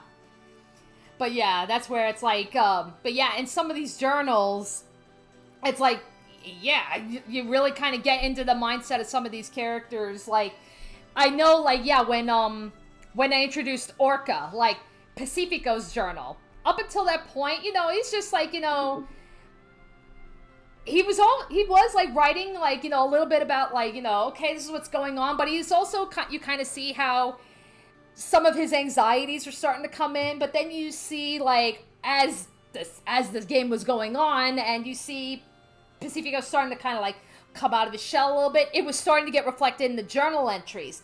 The minute that Orca got introduced, he took a fucking nosedive. And it's like, I want to give Pacifico a big hug. Like that. We all do. Like that poor boy. even Thistle, being as tiny as he is. Mm-hmm. You know, and like, Maybe not. He's not really a hugger. right. And, now, honestly, because I love what these guys are doing that with the journals, it's actually inspired me that, you know what? Fuck it. I want in on this. I am going to be writing journals for the personal villains. But I'm no... Oh, shit. Yeah, every one of them. I'm already in the process of writing 4 of them at the moment. But I'm not gonna give them to you guys right away. I am literally gonna be like, you know what, I think this is a good point to drop this journal. And I'll be like, oh, okay, you know, kind of see, like, maybe where some of these villains are coming from. But then there's gonna be some where it's like, oh, it's gonna be a while before you get their journal, because it's talking about spoiler shit that's happening, that could be happening, like, relatively soon. And it's like, oh no, I ain't dropping that to you guys yet. That'll, like, spoil everything. Lore. So that'll be something I'll be dropping for the players. And it's like, you know, maybe, like, if the time comes and we get, you know, if I drop, like, a journal entry or something, like, you know, maybe for, like, a recap session, I can go on and read that for the audience so they can see what the hell I'm talking about. You know, but I guess, that being said, now that we've talked a little bit about these journals, does anybody maybe want to share a journal entry that they've written, or not? I can share something different. Sure. Not a journal entry, but, yeah, I wrote something. I had a lot of fun writing it, actually. Okay. Alright.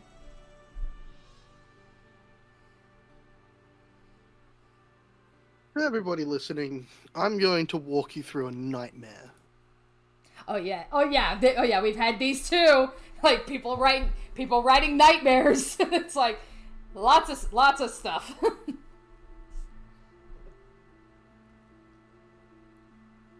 Okay, hang on. I've got to shift into narrator.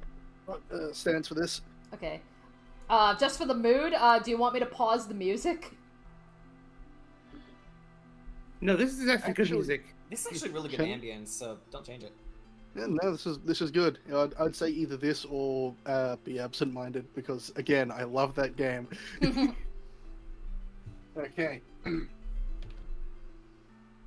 Luke awoke at his workbench, having fallen asleep while working on some component to the upgrade of Canvas's arm. An intricately bent piece of tubing that would capture the vented etheric gas for reuse in further strikes. He wiped the saliva from his lips and dried the wooden table with his arm before setting back to work. He could have sworn he'd measured the grates' positions already, marked them down, and even cut them 12 times. But for some reason, he was still working on a piece that had only freshly been bent into shape. A person, he couldn't tell. Their face was blurred with a Grolix, but their voice was unmistakable. Canvas Zevenmod. Why is this taking so long? I thought you said you were the greatest engineer I'd ever meet. You fucked up this part a dozen times, and now you tell me you need to do it again? She screamed. Her voice was like a banshee heralding the death of another project. She had an aura of disappointment and disdain about her, like one of the Furies chasing its prey. Luke couldn't open his mouth. He couldn't even move his limbs in order to defend himself. The criticism was deserved. He was a failure. He had messed the part up over and over again. He was wasting her time, and her faith in his abilities had run out, just as they should. The scene flashed as the figure stormed out of the room, transitioning to a throne room. Barren besides another faceless creature on the throne. The voice was dripping with venom and malice, like they were trying to kill him with their words. Words spoken in the voice of Pacifico Whitewater. Let me get this straight, you son of a warmonger. You think you have any right to have a conversation with me? I am the king of East River. You're just some rat who I practiced magic with in college. You're an arrogant, loud, and destructive plague on anyone who associates with you. And your little pranks almost cost me a relationship with my husband. Never show your face in Tavastion again, or I'll have you dragged before me to be executed. Each word hit like a crashing wave, slamming him against a cliff of truth he knew to be a reality. He was not a good friend, nor was he a good person. He'll never be a good person, not while he's his father's son. Another flash, and the scene changed again. Yet another figure sat on a throne, another Grawlix obscuring their identity. And once again, an unmistakable voice as Amy Freya began to decry him as a monster. Who let this fey creature in again? It's getting hair all over my palace. Somebody banish it, kill it, or just make it leave already. It's strange, and it might have some kind of disease. He couldn't shield his ears from her voice. Tears streaming down his face as it echoed into his head. Through his attempt to protect himself from their harsh words. Maybe he didn't deserve to be seen as an equal. Maybe he was just an animal to everyone. One they'd seen most of their lives, who just happened to be considered a pest. The final flash tore everything away and left him in a jungle. He could swear he saw a Grawlix hiding in the trees. All the while a little red dot trained perfectly in the middle of his forehead. Thistle, the sniper, began to speak to him. You're pathetic, you know. Not as smart as Pacifico, not as handy as Canvas. Nowhere near as attractive as Amy. Absolutely worthless in a fight. You need your little toys to do anything, and without them, you're just prey waiting to be captured and eaten by someone more deserving of the oxygen you waste. The soldier barraged him with insults that stung like the needles he fired, peppering the Marpark in deadly arms fire, as potent as the words he fired off. Thistle was right. Nothing Luke could do was thanks to him alone. He needed his machines to supplement his failures. Weak, stupid, slow, frail. Luke was all of these. Everything collapsed in on him, and he began to fall into an inky blackness. Only to wake up in his hammock, a concerned Badson poking him with a talon. Only to be grabbed and squeezed tightly as the realization of the dream hit Luke and he began to uncontrollably sob. Intent that he'd never let his friends know how scared he really was to fail them.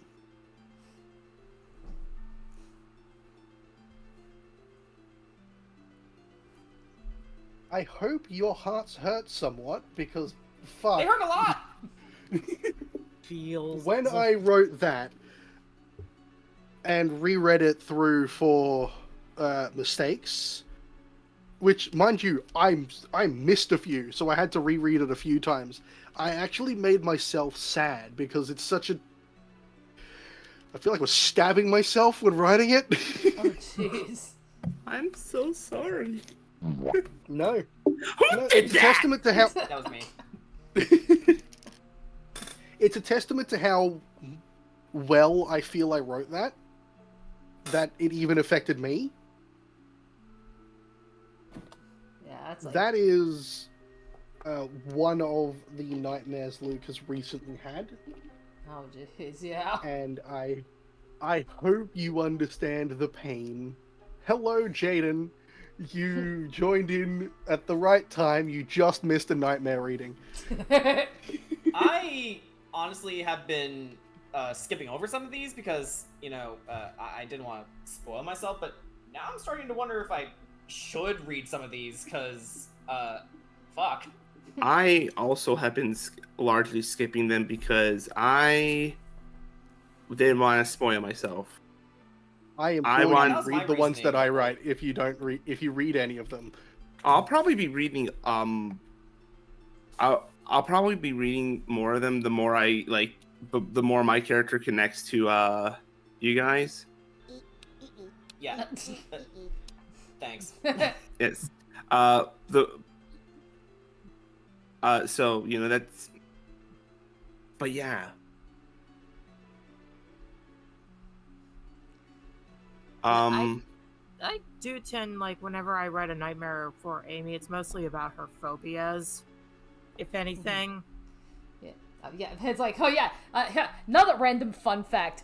Like, I initially threw out, let's say, like, hey guys, when it comes to, like, creating characters and stuff, just, like, I actually encourage these guys, like, yeah, come up with some, like, fears or something for you guys, and, like, or some, like, real tangible weaknesses or something, and these guys ran with it. So it's just like, oh, not only are they going so far as being like, oh, yeah, okay, they're afraid of this, this, and this, or whatever. It's like, I mean, they're just going so far as like, oh, no, we're going to actually use the scientific terms.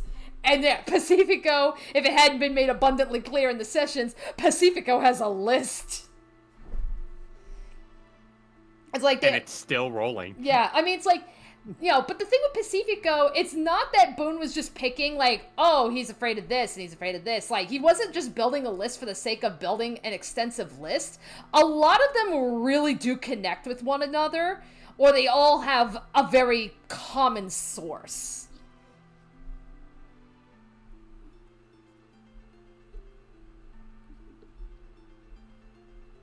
Yeah. Yeah. One word responses. Just be Like- careful. I don't know, like, I'm starting to think I'm doing my job as a player a little bit wrong, because you guys are coming up with awesome shit, and I'm like, simple in comparison. Yeah, like, fuck. Hey, Sim- there's beauty in simplicity. Yeah. But it makes me come off as stupid, and I don't want to. No, it doesn't. It does not make you come off No? as stupid. It just. It makes you come up as military. Yeah, Oh. it Yeah, you know works what, that's for the fine. character. Yeah.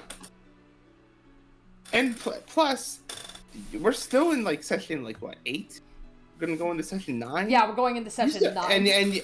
And you're a character who was introduced early, meant to be like a second year student.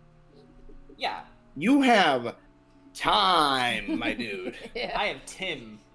I have Tim's. No, I don't. Flat Tim. I will Flat say, Tim, he does it. I will say it's been I've hinted it throughout the sessions that Amy has a fear of wolves. Oh, That's fear of one what? of her. A fear of wolves. Yeah. Oh, okay. Woof woof. Yeah, so that's why it's like, yeah, like technically, yeah, so it's like whenever Amy sees, like a Rosie, like the student NPC Rosie, I decided to give Rosie a little animal companion, and I initially just thought, oh, how cute and funny would it be that, this cute little gnome girl, and she gets a hyena. So it's like, I just thought that image was just so cute and funny that I decided to roll with it. And even though technically a hyena is not a wolf, it's still, like, Amy is still visibly uncomfortable being near Rosie because of her animal companion. Yeah, it's like still dog shaped, so just stay away. Oh, you wouldn't have liked the other character I had planned then. Oh boy. It was either I play Luke or a Knoll. Oh shit. Frick. I mean, gnolls are more like hyenas, right? Yes. Yeah. And I'm hoping eventually I will get around to revealing why Amy's so uncomfortable around the Fae.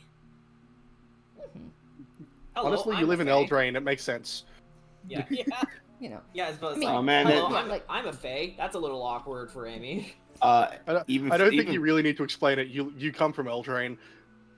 Well, ultimately, like, I mean, there is things like, yeah, like, there is a flashback sequence with Amy that Jen and I have basically mapped out and planned. It's just, I need to find a right time to do it. You know, so, and it's like, and it's not really necessarily something we have to rush into. It's just finding the right time to do it. Yeah.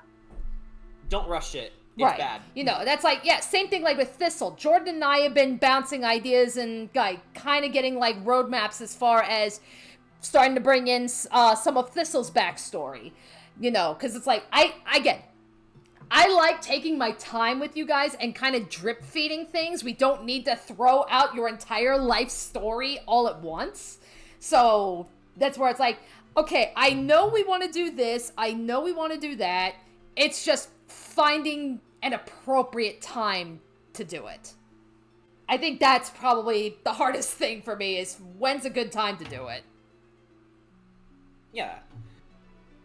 I think that also goes into the general ebb and flow you have as a DM and letting your players do their thing. Yeah. And working with them and around them is generally a really good idea to keep in mind. Yeah, because it's like, again, kind of going back into like when this campaign started, like I want to say like in the beginning, like easily like throughout the fall, probably the two characters that really kind of took off were Pacifico and Luke. You know, so that's where like, yeah, Luke kind of like established himself as like, you know, group therapist and all that stuff. So Luke was already, you know, getting a lot of good time. And yeah, he already kind of started explaining himself a little bit, you know, to Pacifico and ultimately revealing that to the audience. So it's like, okay, I don't need to make some kind of elaborate flashback or anything. I mean, we can if you want to, but, you know, it's like, okay. I don't think we need to. Yeah, because it's like you've already explained a fair amount. So it's like, okay, that may not be necessary for Luke. But for Pacifico, like, yeah, when Pacifico had his first rage, you know, I felt it would have been appropriate that, okay, after that would be a good time to do that flashback and tell that story of when Pacifico and Amy first met, because that also had to do with Pacifico raging. So I felt that was an appropriate time. Going into the winter, I was like, okay, we need to start bringing Amy and Canvas in a little bit more. So that's why I've been, you know, starting to work with Amy and throwing in some things as far as like the statue and starting to be like, okay, let's start, you know, building up that story, because that does ultimately tie into her trying to find out about her powers. And then, yeah, like I said, last session, I'm starting to bring in stuff with Canvas, and it's like, that's probably gonna, and I'm actually planning, like, that's probably gonna be a good opportunity to start giving a little bit more into Canvas's backstory. So it's like, there's some points where it's like, okay, I do feel this would be a good point to do it, you know, but then there's gonna be other times where, like I said, I've got the flashback written out and planned and such for establishing, like, Amy's fear of the wolves and stuff. When's a good time to unleash it? I don't think it's now. Right. I have a feeling, but it's good. I'm leaving it up to you, but I think I know when it will happen. Okay. The current situation with Canvas to do with what's happening is, you know, next session there's going to be some lore dumping. Yeah. Oh boy. For better or for worse. But it's just not a part of her lore at all. It was mentioned in a one-off bit where she had a nightmare. She has a fear of tornadoes for a very simple reason. Because she comes from Kaladesh, and there are aether storms there. Which means they just, instead of ripping things up and throwing them around, they disintegrate them.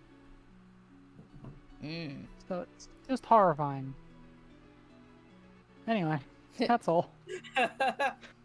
That's not something you just blow off. It's like Yeah, so Canvas is horrified of tornadoes because that. yeah, makes sense. Yeah, so it's like so Canvas's fear is the tornadoes. Amy's fear is of the wolves. Pacifico's got the laundry list. And then and yeah, Luke made it known silence really bothers him. Luke is... You know, I'll be honest, I'm still not entirely sure what Thistle's is besides you know, failure. Cuz, you know, I think a little bit more is starting to come up in my mind, but you know, definitely something to discuss in private. But yeah, absolutely. yeah, Sounds like this stream might have been a good idea after all, since like, you know, it's allowing you to like really think about things. Yeah. And hey, yeah, it's like I know. Yeah, it's like again, there's stuff about TP's character that I know, but because we literally just introduced her, can't really talk about it right now. yeah, Like, yeah, she hasn't really had a proper introduction. Like, she literally just showed up last session, is like, okay, I'm here, and that's the end of the session. I do have some ideas that I'll definitely discuss. That I will discuss with you, if not the ones I'm already discussing with you. Yeah.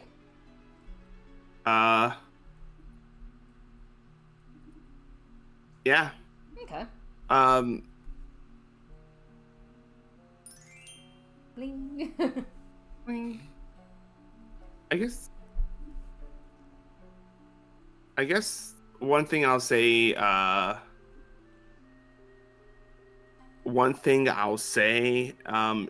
is,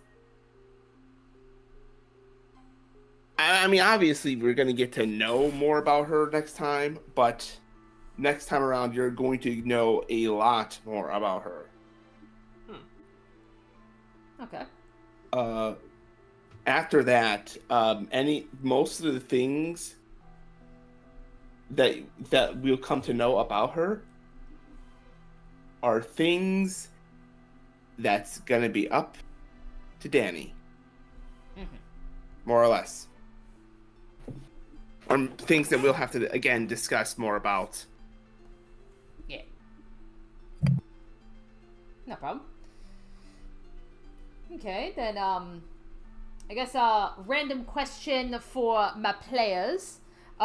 Just out of curiosity, favorite moment so far in this campaign? I can't pick just one. Probably off the top of my head, because it's still kind of funny, is the freaking fish toss game with Quinn. The fish toss. Oh yeah, thank you for jogging my memory. It's a yeah, it was last session. Remember the time when Thistle got into a sugar rush? Because, you know, I'm breaking conventions with most fairies in fiction, but I'm like, I think all fairies like sugar is a stereotype that's true, because that's how you establish good relationships with fairies, you know, in the real world. You give them offerings of sugar, and you give them nothing but good vibes, and they will protect you.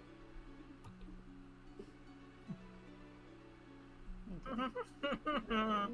That being said, I think I leaned in a little bit too much into it, so I guess. No, do it more.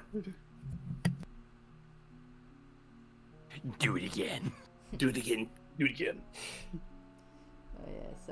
Listen to King Skill. Do it again. Yeah. You give Thistle another cup of coffee laced with sugar, and then he goes on that little rant like Hogarth did in the Iron Giant. Oh god. Like, I like to I've got point all out. these mooses that want to pound me, because they think I'm smarter than them.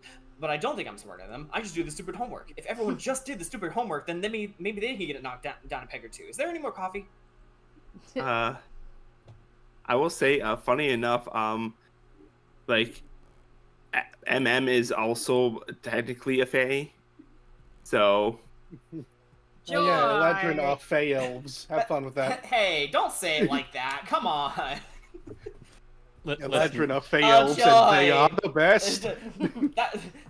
that is borderline. Anyway.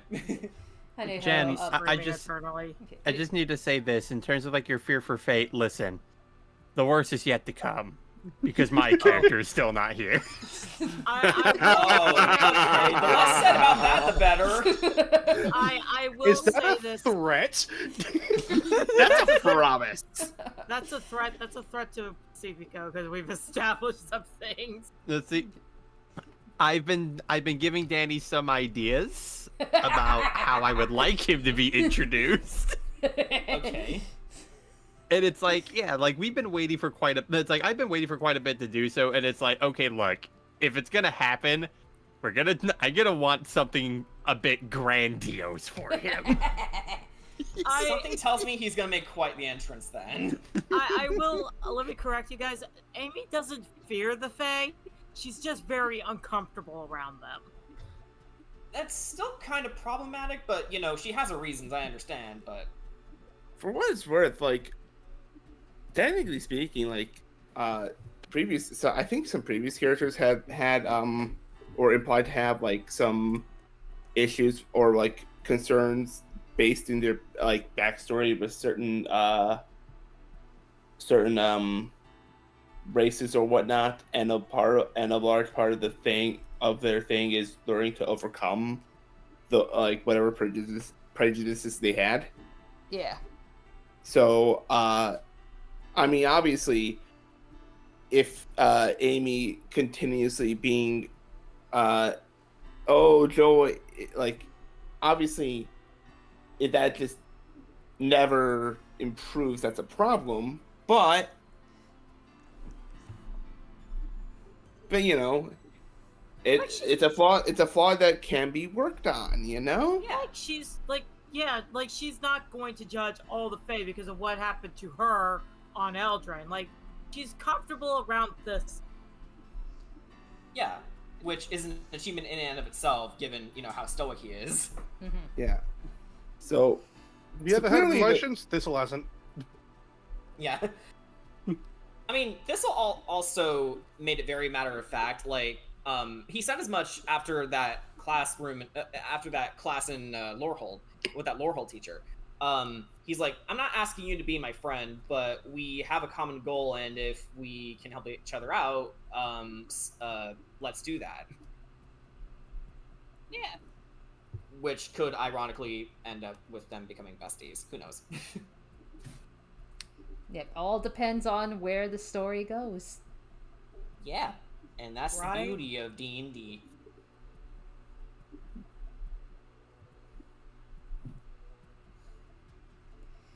Ah, yes. I can't. Yes. Can't wait till we get introduced to more villains. That's gonna be fun. Mm-hmm.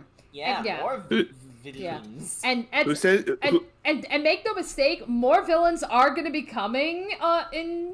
It's just, like I said, I like to do the drip feeding approach. So it's like, a little by little, I'll be introducing somebody. You know, so I'll be like, give them some time in the spotlight, which will in turn bring one of the players into the spotlight.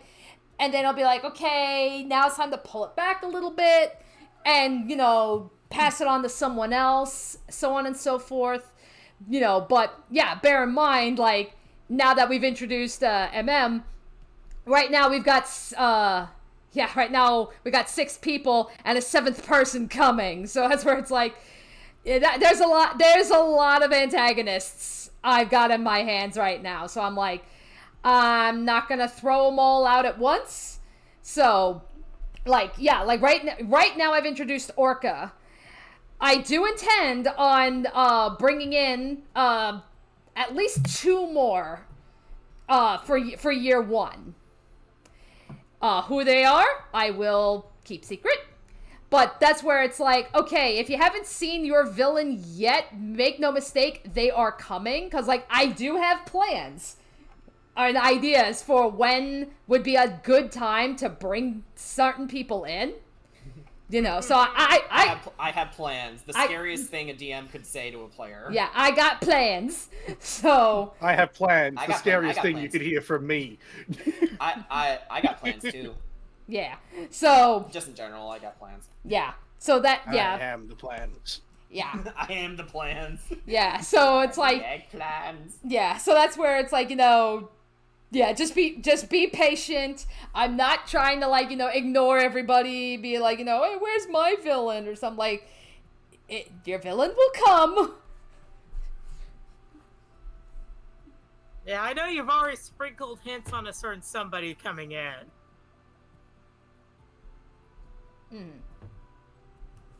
I mean, technically speaking, for all we know, another villain could have already been introduced, but they were not introduced as a villain. But that is very possible. Or like, you know, or it could be possible with that. It could be that maybe somebody's already kind of working in the shadows, but they haven't revealed themselves yet. Like, yeah, who knows? Yeah, there could be a fucking traitor around here somewhere. Yeah, so it's like a little mole in our organization. Yeah, so it's like only I know. And it's also yeah. Who do Ethereum sculpting aren't exactly the nicest people anyway. And we don't know if somebody might be a shape changer. I just want to shoot stuff. I'm kidding. Look, I'm here so I can learn how to make things and laugh at the people who said I couldn't. But for real though, Thistle wants to gain more insight about his unique situation. So I can't wait to become a student. It's like I see that those student dies that you guys are rolling around, and it's like, wow, can I have that? You gotta enroll. It's like, oh, you got a 27 in stealth? What's that like? It's called playing rogue. I'm playing Gloomstalker. That's kind of close. I mean, yeah. I mean, depending on your decks, you literally could get a 27. No, part of me is actually wondering if I should multiclass into rogue, because, you know, I already had initial plans, but I'm starting to wonder maybe if I should lean another direction. I don't know. We'll talk about it. Yeah, ultimately, that's your call. Mm-hmm.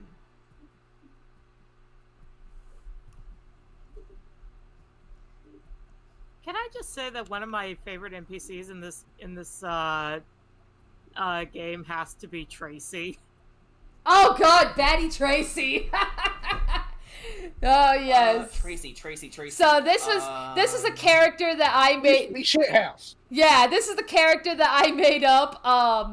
Because in Witherbloom, so if you go to the College of Witherbloom, in the swamps, basically they have what is called the Witch's Hut.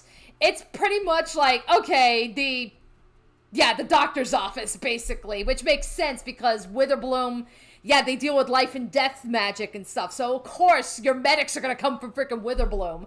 But there were no NPCs that came in the book. So I'm like, you know what, fine. I'm going to have to make one. And at the time, I had recently watched Robin Hood Men in Tights. And I'm like, you know what? Fuck it. I'm throwing in Latrine. So... my headcanon for her is that she has a crush on what's his face? Hang on, I know he's at Silverquill. Oh, Fane. Yes, Fane. That is my headcanon. Yeah, Fane the broker. Oh yeah, I briefly talked to that guy once. Yeah. Yeah, so that's where I thought, like, okay, you know, because I wanted to play the idea, like, you know, okay, I get kind of playing against type. Yes, she's a hag, but but she's a fun hag. You know, she's not demonstrably evil or anything. You know, she wouldn't be. Thank you. She would not be. She would not be able to work at Strixhaven if she was. So it's like, no, she's a doctor. Her medicines do work. They just come from very unconventional sources. That makes pretty much everybody who is not a Witherbloom student very uneasy.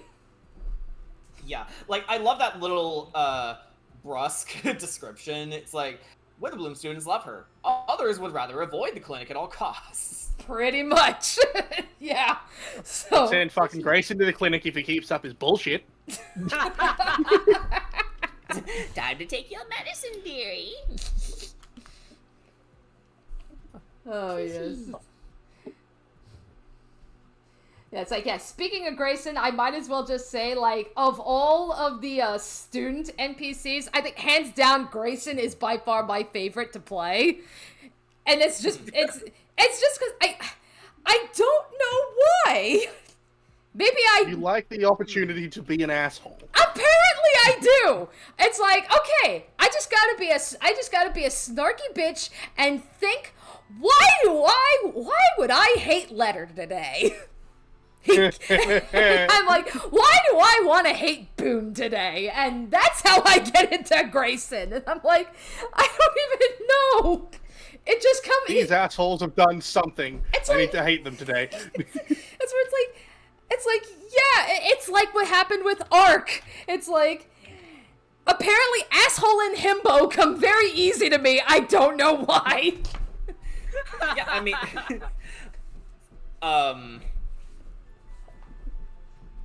yeah. Okay. Oh god, now I'm doing the one-word sentences replies because you nailed it on the head. And Quinn, it has to be my favorite NPC. I know, I gotta get better. I gotta get better. Honestly, I feel like I gotta get better with, getting into his headspace.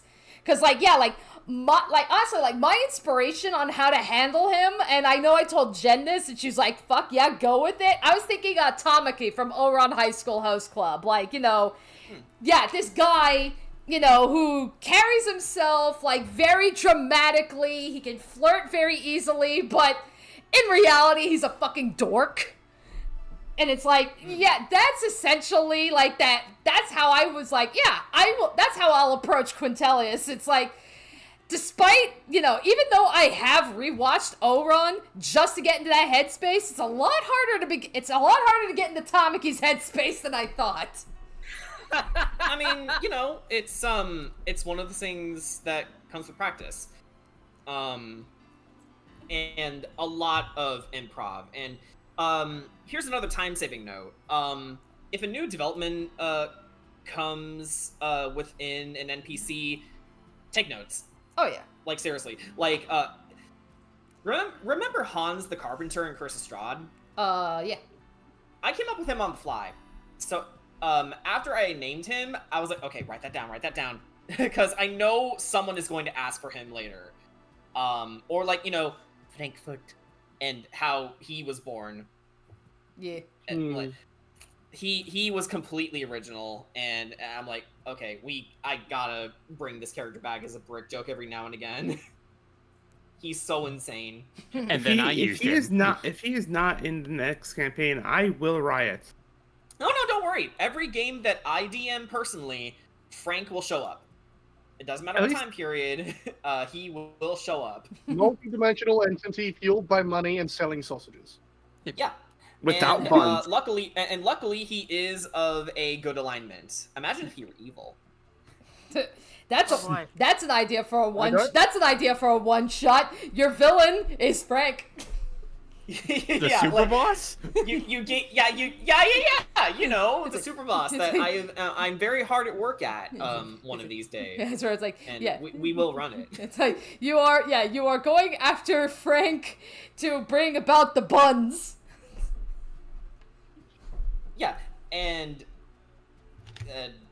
very see, intense heavy metal music from Xenoblade 3 will play. You are a heretic. You enjoy your hot dogs and sausages with buns. You have angered Frank. No, you see, must survive.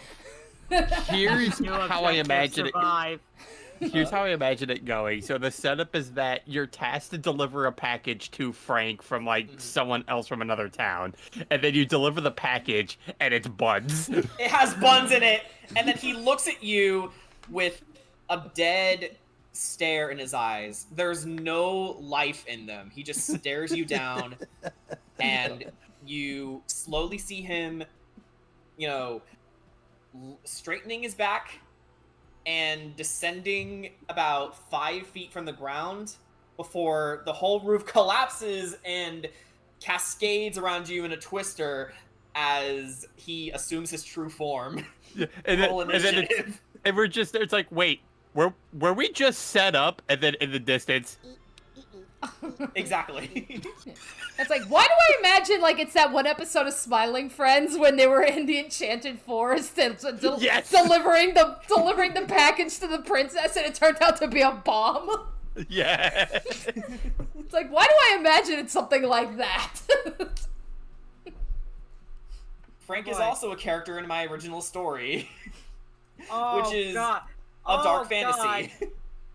Oh god, I just thought the of something same horrible. story. Yeah, the same story where the main character skins someone. Yeah. And then he entered the world of Neopia and gained a rival with Herbert. And yeah, thank you for playing him exactly as I would have wanted. He has a fight with the monkey. Yeah, and it was epic too, I imagine. Yes, he turned into a kaiju. And then Herbert just takes off his apron. It's like, all right, let's go round 2, baby. Sorry, Jen, were you going to say something? I just had the very funny thought that Grayson's being a dick one day, and Luke is like, you know what? I need something to give him a little more color in his life. Delivers a glitter bomb to him. Oh, please, Luke wouldn't deliver a glitter bomb to somebody. He would make one of their pieces of clothing become a glitter bomb. Oh, Jesus, that's worse! Oh, no, wait. Glitter bomb? That also makes them wet. No, Luke, what I'm imagining is like, I need to okay, invent a spell time to do a called show and tell presentation. Grayson goes up before he can even give the presentation. I need to write up a spell. It is a spell entirely based around pranks. Like, oh look, now you're covered in Frank's glitter. digitation. It's like, Now you're covered in glitter and you have no shirt. Look, it's like, yeah, Luke already hit. Hang on, I'm writing that down. It's like, dude, Luke already hit Grayson with a pumpkin bomb. It was Halloween. Someone had to get pranked. I mean, trick or treat, they give you the option. I didn't give him the option. Trick or trick, bitch. Trick or trick, bitch. Trick or trick, bitch. Don't be a cunt. The best part is, like, morally, they're pretty much on the same side. It's just personality-wise, Grayson's a cunt. Yeah, it's like, they do not mix well at all. If Grayson wasn't a cunt, they'd be friends. And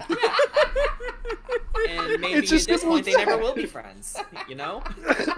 Well, considering he's going to date Pacifico, they'll have to get over their differences. Yeah, maybe. Tentative work partners. Well, that's what they are at the moment. Yeah. Yeah, it'll be interesting for him because Canvas is probably going to wring Grayson's neck the next time she sees him. Because the coincidence of, oh yeah, I'm going to ask you about technology from Kaladesh. Yeah, it's all for your own research, right? I start seeing Thoppers around. All right, Grayson. Grayson, you little shit, come You're here. going to tell me what the fuck's happening here, or I'm going to planeswalk with you. Grayson, did you snitch? Amy in the background. Yeah, Grayson, you got some, Snitches get eighth of explaining- stitches. Thistle just glares at him, going like, what have you done? Mate, come on. I know you're a dick, but doing this? Fuck. He doesn't actually believe he's good enough to No. have done this. She's just curious as to if there's any connection. Yeah, that's the big thing, because it's it's sus as very fuck. easy to point fingers at the asshole, but like any good mystery, the asshole's rarely the problem. They're just an asshole. I guess you could say they're a red herring. Yeah, exactly. That's exactly what it is. Grayson could be a red herring, but I don't know. All we can do is speculate right now because we're kind of Strixhaven blocked right now. Yeah. I suppose, I really do like the fact that Grayson's article in the start is just the gossip blog. That's what came in the book. Yeah, I love it. He's a dick, but he is morally a good person. He just doesn't understand how not to be a dick. You just chill out. I don't need to chill out. He needs to not be a dick. Maybe he could chill out a little bit. Oh, Seems a bit you know uptight. what's a line popped into my head while I was doing dishes. When all of my best lines come to me. Oh, okay. Luke talking to Grayson. We're a lot more alike than you'd be comfortable with, right? Because they are. And it's like Grayson. Right now, Grayson absolutely would deny it. He'd be like, "I am nothing like the rat." Like he will never. I don't know, mate. It's like I know, because again, that's something I'm just rolling with. That was just a random throwaway line back in session 1. That was just to show how he's like, "Oh, I'm so above you," and it's like, "Oh, this little raccoon, fucking rat," and it just rolled. It's the same thing with Pacifico and Frangelico. The have fun. That just Have it's fun. It's like that's now just spiraled into a fucking meme among us. It's like Pacifico, have fun. Shut up! Yeah, and also Thistle just casually throwing crushed revelations around. Because the line works this time because they're both from rich families. They're both individually really intelligent for their specific fields. They both are good people, fundamentally good people, and both of them have a sort of off-putting personality. Luke is incredibly over the top, and Grayson's a dick.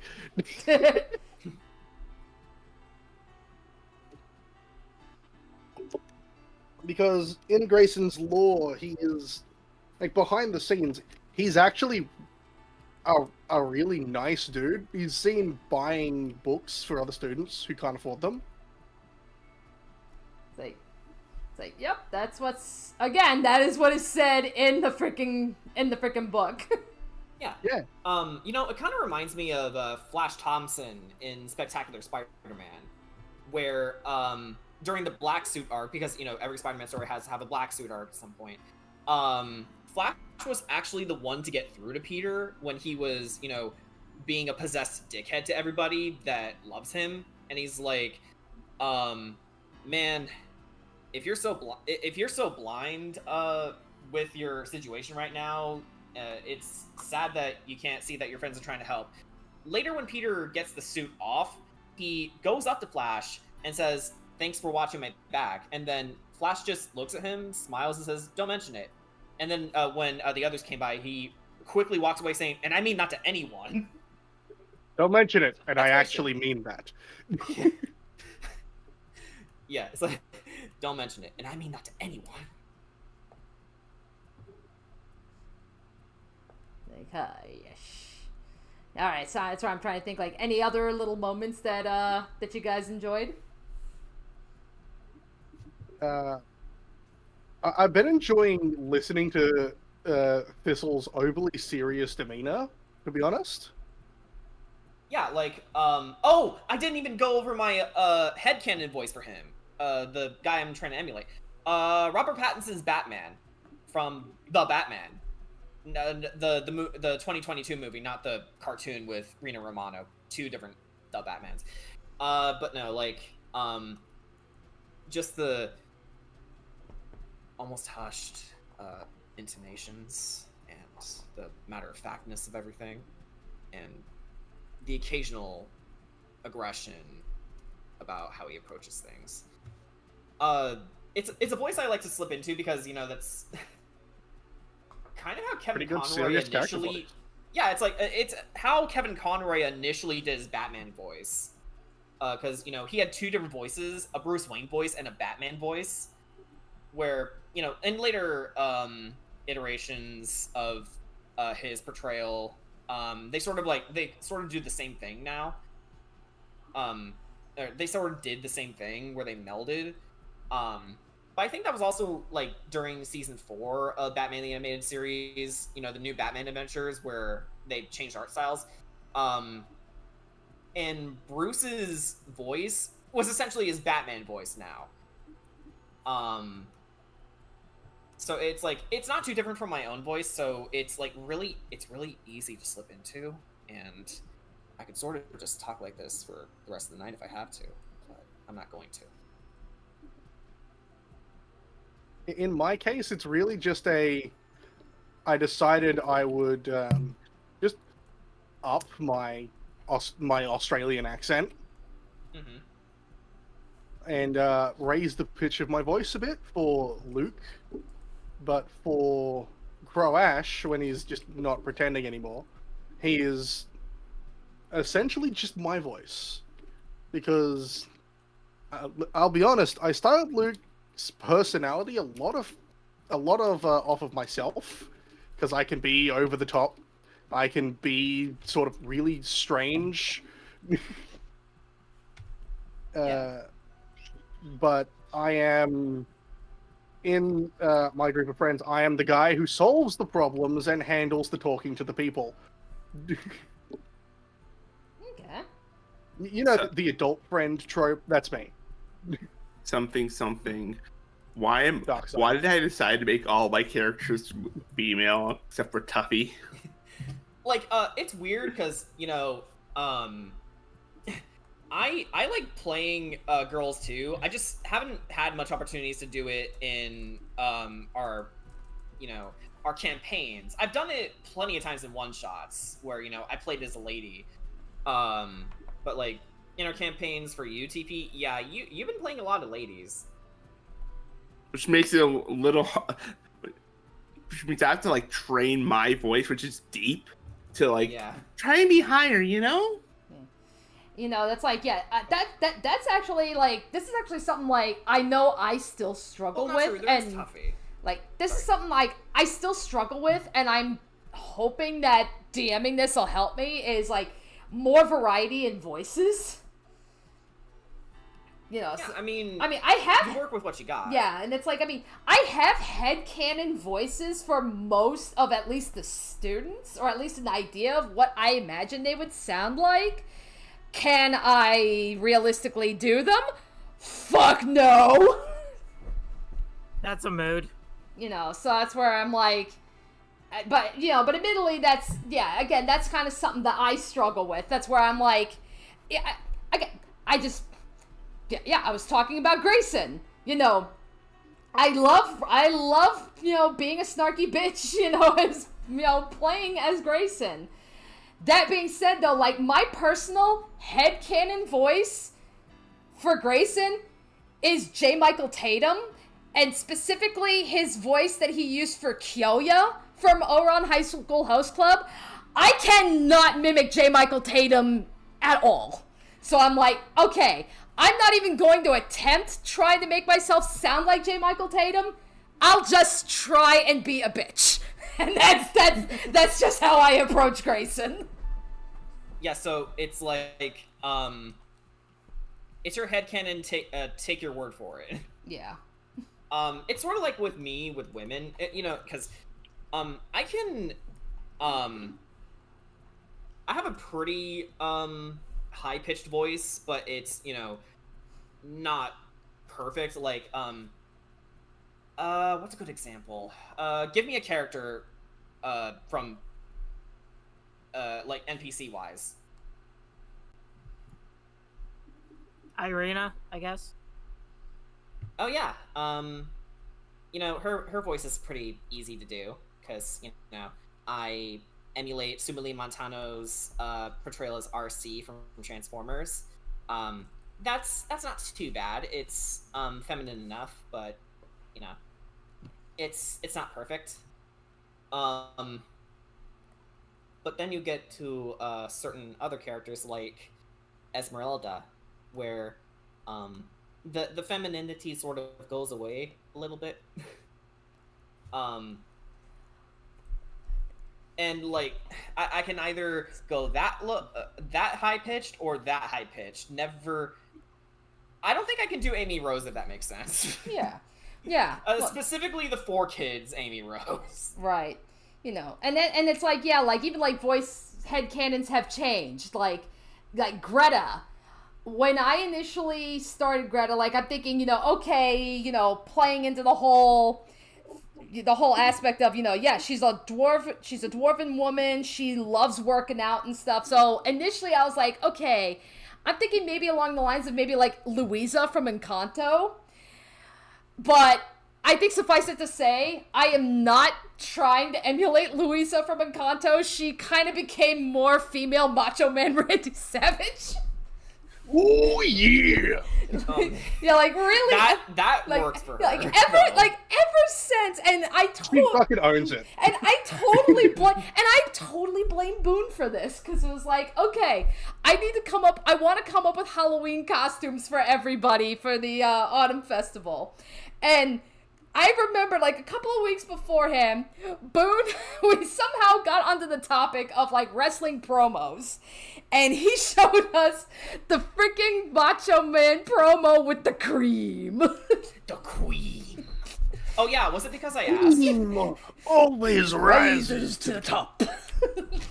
Raises it to the top.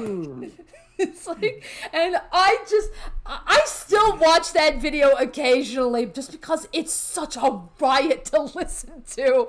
So when it came to the costumes, I'm like, okay, she's gonna put a sheet on her head like a ghost, and she's gonna tape packets of cream on her and call herself the Cream. Okay. And it's so like, that's how it got started. Yeah, and it's like pretty much from then on, she became female Macho Man. Honestly, it works for Greta. Yeah.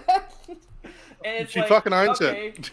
Yeah, so it's like, okay, so I suppose this is one of Thistle's friends now, and the same girl that he rooms with. Yep. It's like, yep, you pretty much befriended Macho Man. Oh, actually, I mean, there are stranger friendships.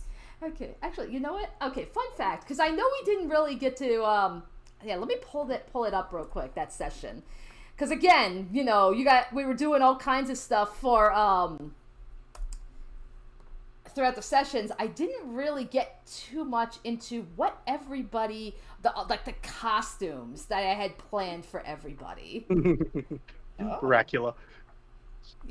Yeah. Fuck. Wait a minute, which Dracula? Dracula, not Dracula. Dracula. Dracula. Oh, Dracula. Yeah. Okay. Alrighty. Though based mostly on Bela Lugosi. Yeah. Anyway, yeah. okay, so here were some of the costumes. Now, some of them I think we did. I did mention, but as far as for others, so Rampart was dressed up as an ancient general. Greta was dressed up as the Cream. The Queen. Javanesh was dressed up as a scarecrow. Rosie and her hyena Bigface, they were dressing up as an owl bear. Rosie was the owl and Bigface was the bear. Nice. Oh, I get it. That's so goofy. I love it. Okay, Nora. Meanwhile, someone out there is going like, Yeah. Yeah, so, Nora, Nora, she was actually, not so much a costume, she was just wearing, like, traditional Hanfu dress. nice. Yeah, Quintilius was dressed up as a Roman soldier. How Uh, does He that would. work? yeah. Yeah, why does that work? Massive fucking nerd. Okay. Yeah. Xanther was gonna walk around in like an inflatable dinosaur costume. Oh my god. Oh, wait a minute. Are you? Did you mean like those meme costumes? I didn't know the name of it. I just know what they are. Yeah, just like the inflatable T-Rex costumes. Nice.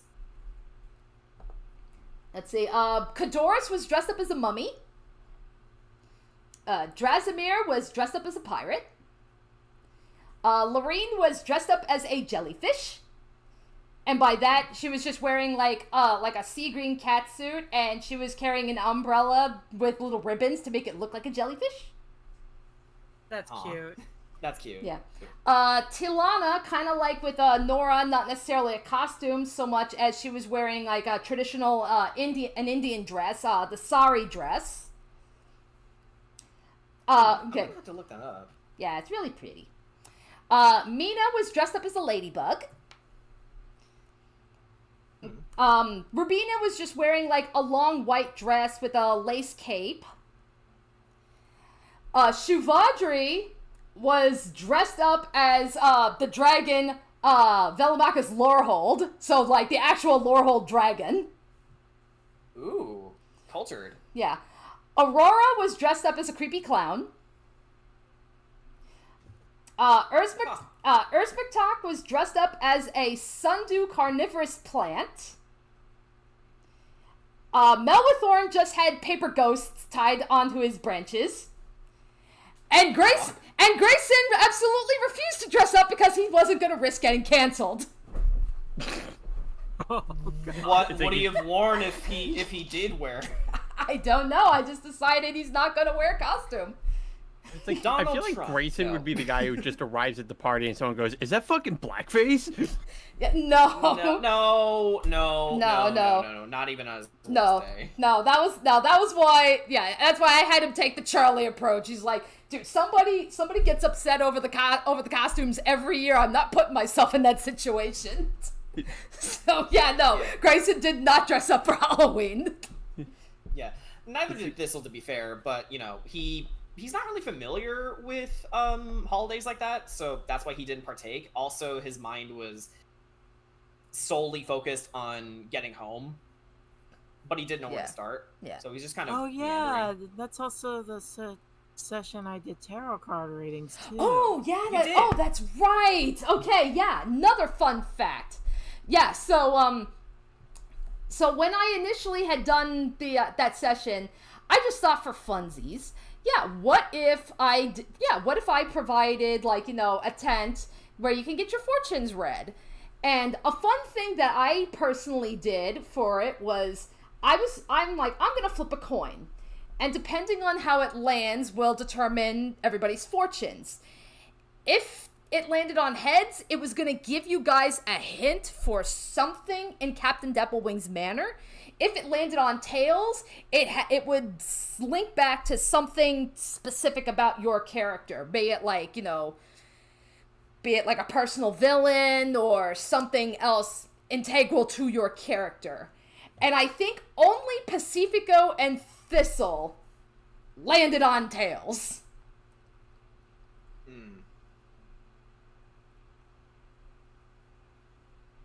It was fun. Yeah. And So then did Bongo go out? and then ultimately that was where Jen was like, ooh, fortune telling. I want in on this. So she busted out her tarot cards and she did readings for everybody. Oh yeah. I think my favorite part was like, I think it was Canvas's this. Oh Lord, I'm gonna have to be working in isolation.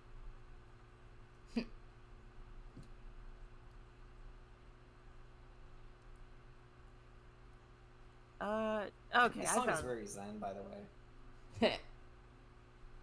Yeah, Thistle's cards. Why you starting with me? Because why not? Did I do So- something? No. Okay, go ahead. Thistle's cards was the Lovers in reverse, Eight of Swords upright, and Page of Cups upright. Which means my book. Gotta get me book. I've got to get my book. Yeah, the reverse meaning for the Lovers is obsessive relationships, refusal to learn from relationships. Which I guess kind of makes sense at this kind of point. Then we have Swords. Here they are. Frustration, the need to be need for patience, can't see out of a way of a problem. And then we got the page. That was pretty on the money. And we got the Page of Cups, which is new social contacts, which makes sense given he's now in a school of magic. Yeah. Then we got Canvas. If all right, so Canvas, are you okay with me reading your cards? Yeah, go ahead. Yeah. The Empress, the need to cultivate your own creativity, which I think also kind of makes sense during the pumpkin carving contest. Four of Wands, working with others towards a common purpose, and the Hermit is isolation. Which I think for me, that reading means that Canvas is going to have to work with somebody she didn't expect to work with. Then we got Luke, Three of Swords, heartbreak, need to communicate better. Four of Wands in reverse, working with bad company. Page of Swords upright, don't rush into battle.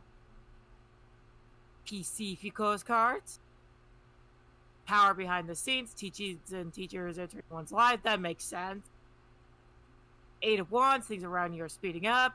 Reverse, Two of Coins, relationship about to go sour. And of course, there's mine. Devil talks about revealing one's true self. Tower talks about destruction, foundation of a new path.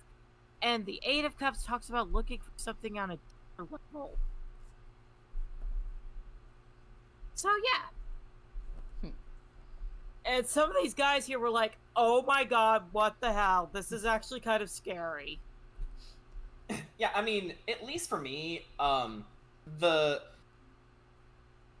say the very first card that you drew for Thistle is it's both inaccurate but also accurate in a way, but everything else is way on the money. Yeah.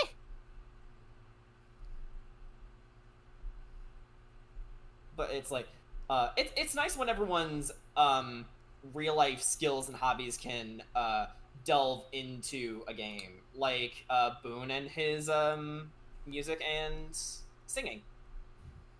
Oh my god, that was actually that was a really good one too. That wasn't the first time he did it either. Like in the abode, there was this funeral scene, and it was specifically for an old shipmate that Boone's character had, and he sang a full song in remembrance of that character. Mm-hmm. Yeah, it was very emotional. I remember that. Which kind of reminds me, what's the deal with surfing elephants? Okay, I'll explain this. Okay, so at the time I was showing the guys, by guys I mean Brian, Jordan, TP. I was showing them Revolutionary Girl Utena, my favorite anime. So yeah, really good anime, by the way. Yeah, highly recommend, of course. Can never sing its praises enough. So there's an episode very early on. It was one of the goof-off episodes where after eating some like fucked up curry, the two leading ladies, Utena and Anthe, they switched bodies. So, you know, they were like, okay, how do we fix this? The only way we can fix this is that they apparently had to find some kind of magic spice to make more curry using the magic spice, and that'll switch them back. So this character, who usually in the show, she's like a real bitch, but in the goof-off episode, she's a fucking riot. She decides, you know what? Okay, I'll go find the spice. Throughout the entire episode, she is traversing all throughout India trying to find this spice, and she keeps getting attacked by elephants. Oh my god. And at one point, they were literally on a fucking boat.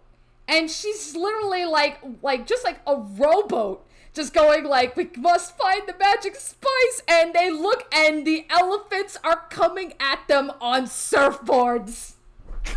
Oh my god. And during the abode, I made the mistake of giving Letter's character some immovable rods.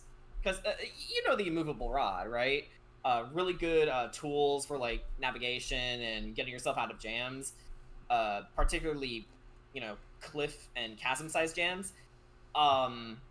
He presented the idea, okay, I'm gonna take these and then I'm gonna sharpen them at their points.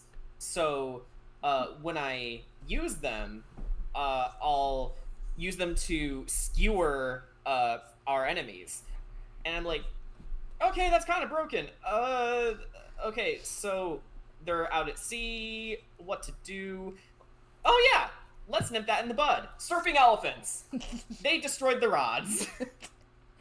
Yeah, I mean, it was like, literally, I remember we were watching that episode. By twerking on them. Yeah, I just remembered that. It was just, yeah, we were watching that episode, and it was just, you know, yeah, everyone was laughing with the elephants, but the minute that the elephants showed up on the surfboards, everybody lost it, because it's like, yeah, it is just that fucking ridiculous. And it was just like, and yeah, little do we know, it's like, oh my god, Jordan actually took that and threw that in as a random event.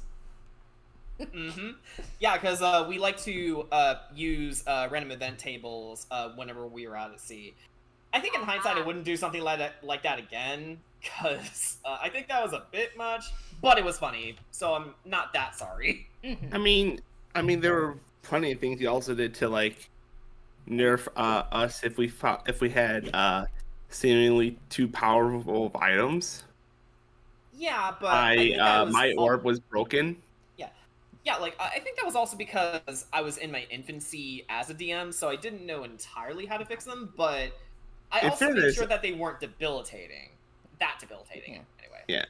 That's also something, like, I've actually been, like, you know, like, hoping is, like, because, yeah, again, you know, a lot of the, like, the scrolls and the stuff that I gave you for the classes, that's, you know, that's, like, what I'm coming up with, but a lot of the other items that you guys have been getting, like, you know, like during orientation and in Captain Dapplewing's Manor and stuff like that, a lot of that came from the source book. So that's where I was like, you know, at first I'm like, okay, these don't look too bad. I mean, there's a lot of light sources for some fucking reason, but okay, that's fine, whatever. They don't look to be, like, too powerful, because, like, again, I'm thinking back to the abode, where it's like, oh yeah, we got a lot of ridiculously powerful items a little too damn early, and it's like, and it broke the game. Oh, yeah. And I'm like, I want to know a night, yeah. And that's where I was like, oh, I hope to God that doesn't happen, you know. And then it's like, yeah, here comes Luke with the fucking flash bomb. But yeah, you want to know an idea of how way too nice I was as a DM during the abode? What? Vorpal Sword to Dana's character at level 2? Level 3. Close enough. Yeah, close enough. But, yeah. Gave her a Vorpal Sword, but here's the thing, she rolled, she actually didn't roll all that great sometimes, so I thought that balanced it out. But I was like, I don't know, the Vorpal Sword is something that you give someone at, like, level, I don't know, 8 or 10. Not 2. Never 2.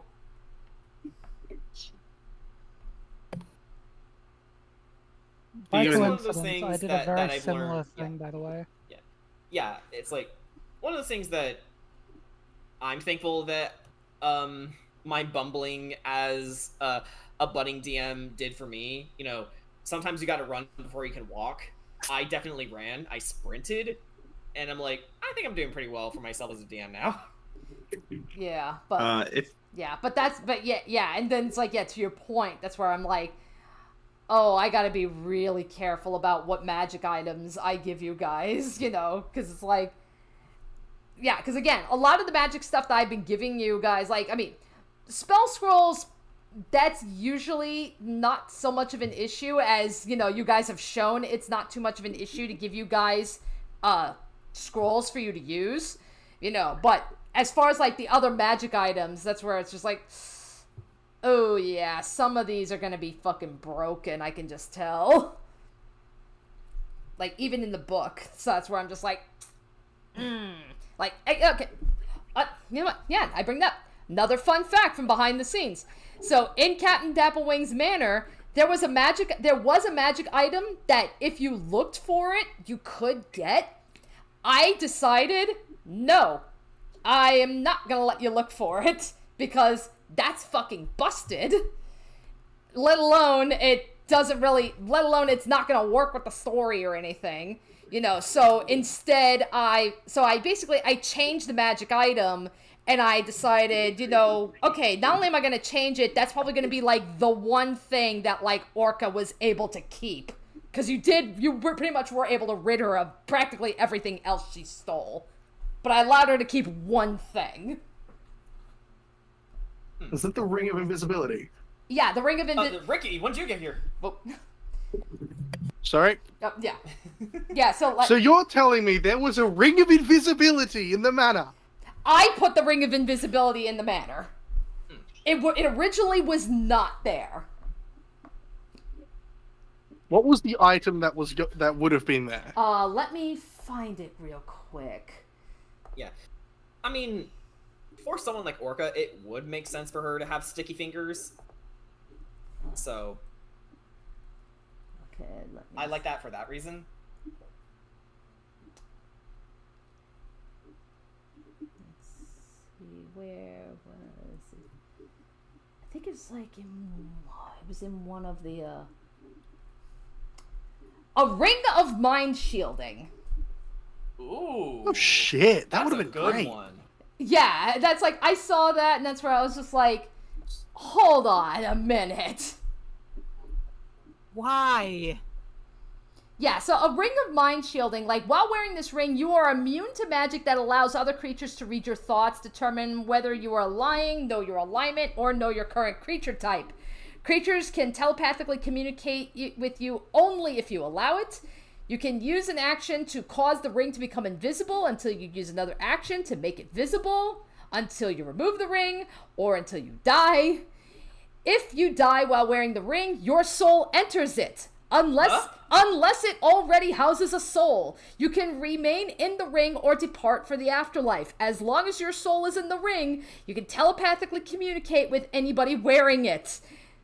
It's like, that sounds fucking busted to me. I'm sorry. It's Okay, it's a little bit busted. Magic DM knowledge man here. Okay. A Ring of Mind Shielding isn't actually all that powerful, in and of a sense that, sure, if you die while holding the ring, your soul is stored inside, but you don't get to affect anyone else wearing the ring. You just get to talk to them. Yeah, you essentially become, because I'm sure you've seen them while leafing through the Dungeon Master's Guide or any other books that have magic items in them, that, you know, some magic items are sentient. You don't really become a sentient magic item. Your soul is in there. But given the fact that you could talk to someone while you wear the ring that has their soul in it, it gives a similar effect, is what I'm saying. It's not one-to-one, but it's similar.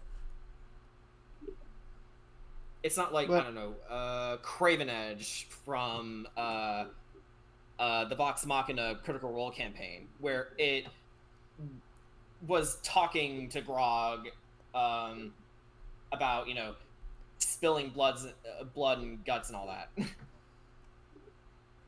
The ring of mind shielding is really great against divination wizards who'd like to try and peek into your brain and learn stuff about you. Yes. But apart from that, there really isn't much, because it only works on on mind affecting, like telepathy or reliably reading someone's mind. Right. In such case, they also know they can't read your mind, even if they can't see the ring. So it's not like they can't read your mind, but they don't know why. They'll just know that they can't read your mind. Yeah. They'll any reasonable caster would assume they've probably got some sort of magical warding on their mind. Sure, it stops them from reading your mind to figure out what your plans are, but you get the same thing just by not thinking about your plans. Which, Or you know, I don't know. I think that, in that case, would require some very heavy concentration. It's the a Batman ring thing. could, the ring could mitigate that. Yeah. The ring is really good on low whiz characters because saves. Typically, telepathy, mind reading, it's a wisdom save. Right. To resist the effect. So that'd be the sort of thing you put on your barbarian, because you know that they're probably thinking of the plan to make sure they get everything right. Right. It's not exactly incredibly strong, but it is a good magic item. Yeah. Yeah, it's definitely noteworthy. I'd put it up against like a +1, maybe a +2 sword. Okay. Yeah, I just figured like the Ring of Invisibility, I mean, that's just, okay, you get the invisibility spell, which, you know, make no mistake, it's a good spell, but again, it follows a lot of those similar rules. Like, you know, you remain invisible until, like, yeah, if the ring comes off, can't turn invisible. If you attack or cast a spell, you lose invisibility, you know. So it's like, it follows a lot of those similar rules, so it's like, and I'm, you know, through playing with Bedrenas, I've become a little bit familiar with how that spell works. So that's where it's like, okay, that, and especially given the fact that, you know, Orca is a fucking thief, I think that's something that could benefit her. So it's like, I mean, it especially does, because, you know the thing that invisibility does? You know, people can't, if they're going to attack her, they'll attack with disadvantage. But if she attacks them, it's basically free advantage, because when you're invisible and you attack someone, you have advantage. right. I mean, you do lose that visibility right after you attack. Yeah, that's like, the caveat. Yeah. And then there's greater invisibility, which only lasts a minute, but does not have that restriction. Yeah. You could just cast more spells while not having any sort of appearance. Oh, hold on. Greater invisibility is concentration, though. No, is invisibility. What's that? So is invisibility. Oh, yeah. And See, this is why you're the magic guys and I'm not. And I believe you could still, especially if your character is, I guess, capable of doing so, you can multitask, multi-think, if you will. No, I think While that you are works. maintaining concentration, Yes. you can cast other spells, as long as they're not also concentration. Yeah, like, you can't do double concentration. That's explicitly stated in the rules that you can't do that.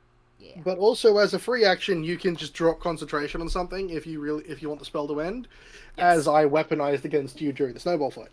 Fuck off, There by is the way. there is a cheeky way to get around it, which is twin spelling a spell that has concentration.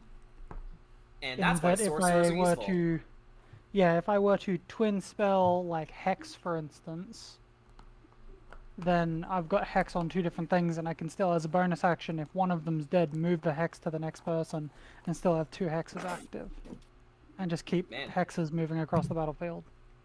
Yeah, That it's is like a- that. Yeah. The one exception is fucking meta magic.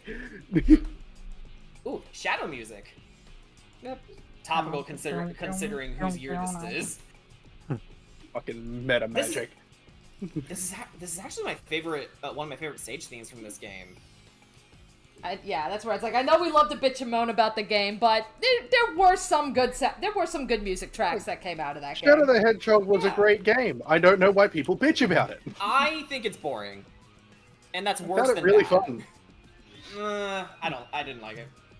Fight! Fight! Fight! Fight! No. No, I'm not gonna No. fight. I'm going to be constructive.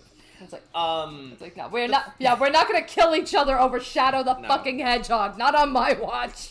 wait, no, you mean the game or the character? It's like, you're gonna save that for another campaign. Shadow, what the hell? You're going Really? straight to hell. I'm sending you to the dam. Not here. Where's that dam? Instead of, I always love the idea of, what if he wasn't saying, where's the damn 4th Chaos Emerald, but instead of just, where's the dam? Oh, like Hoover Dam.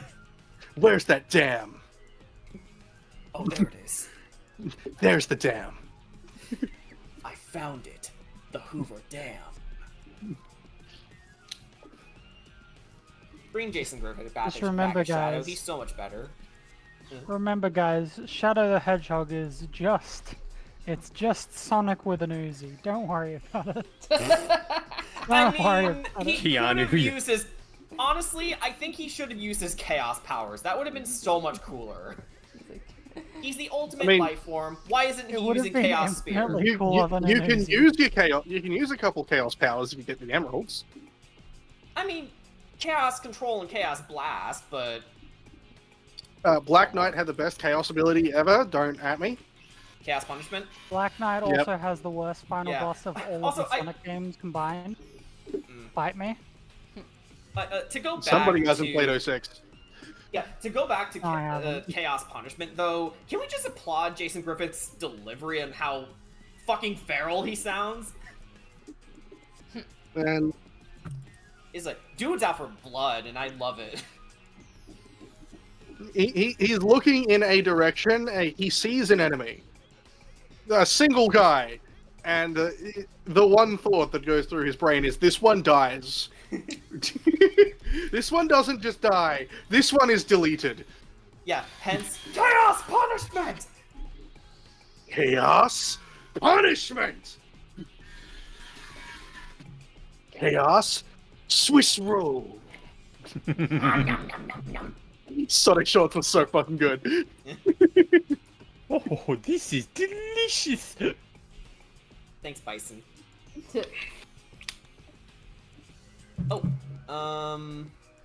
Did you hear the news about Maria? Asks Thistle. To anyone in the chat who might Maria. ask, Stephanie Shea Oh god, that's like, is I am not. voicing Maria in God. Sonic X Shadow Generation. What? And it's like, God, I have not been keeping up with the chat. I am so sorry. I mean, Did you hear about Maria? topical. My god. I can't believe it. We're gonna see Maria die again. And can't there are wait. some sick fucks out there who are excited to see that happen. It's like, what? Come It on. is. She's Oh, 12. it is. Eh, She canonically dies. Yeah. I don't know. It's like, It's just, I don't want to see it happen. wouldn't surprise me if they changed her in the movie and made her an adult. Wouldn't surprise me. No, they they got a won't. kid. They got a kid. They've got a kid to play her. Oh, okay. Yeah, there's Yep. there's photos of her on the set. And apparently one of the photos of her was her in a body bag. Yeah, exactly. I think she's also a bit aware of the joke too. And it's like, kid, how do you know that? Thank you for playing to the bit, but come on. Okay, in fairness, Sonic Adventure 2 is rated E for everyone. Kids can play Sonic Adventure 2, and those kids can know what happened Yeah, to like, Maria. no. Like, I applaud that because it was so upfront about Maria's death. Because, you know, kids are smart, and kids ought to, you know, be taught that, you know, not everything is sunshine and rainbows. Sometimes horrible things like child death happens. Yeah. Oh, no, I don't think. I Jen mean, liked that. for all the shit posts that I have about the Sonic franchise, it's still not awful. No, I'm happy to be a Sonic fan. Yeah. I still have to watch the Knuckles show. I've heard It is my duty as a Sonic fan to partially hate every game that comes out, but love them all the same. Yeah, it's like... Yeah, that's where it's like... I've heard mixed things about the Knuckles show, but it's like, I still be willing to check it out. I know they at least got Knuckles himself right. Which is...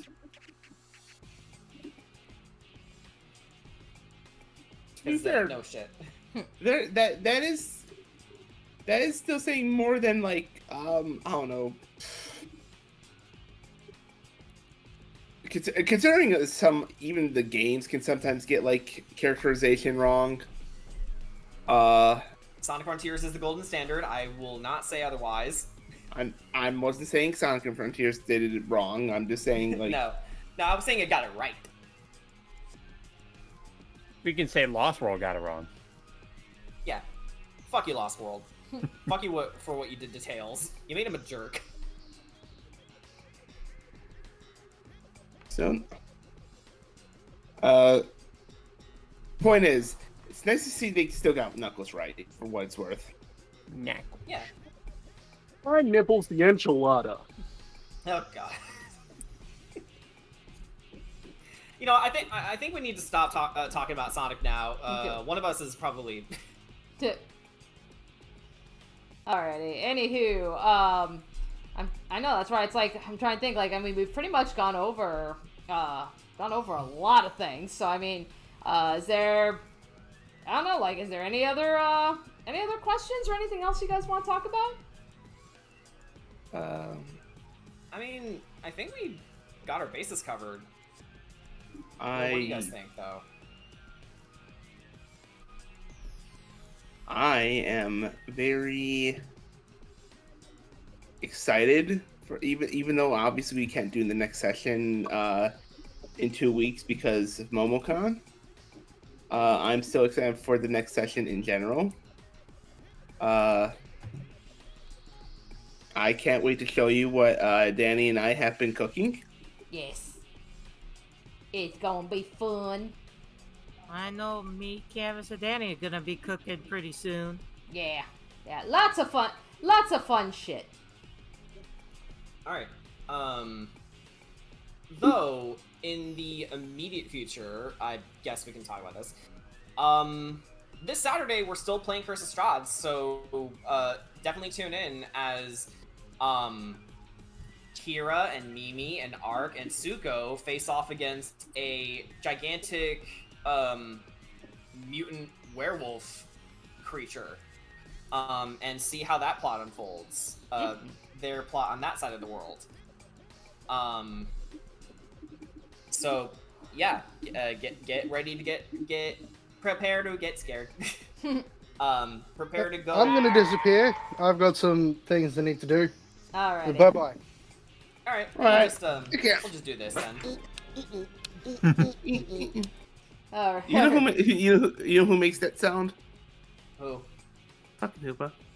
Yeah, fucking who? Fucking Hoopa. Okay. It's always Koopa. Yeah, you know, Hoopa. Fuck you! Well, I gotta head off. Okay. Alright. Alright. Take care. Later. Because Yeah, I'm gonna I'm- go lie down probably. Yeah, I'm Okay. fucking tired. It's been a day. me. Yeah, no problem, guys. So yeah, Sure.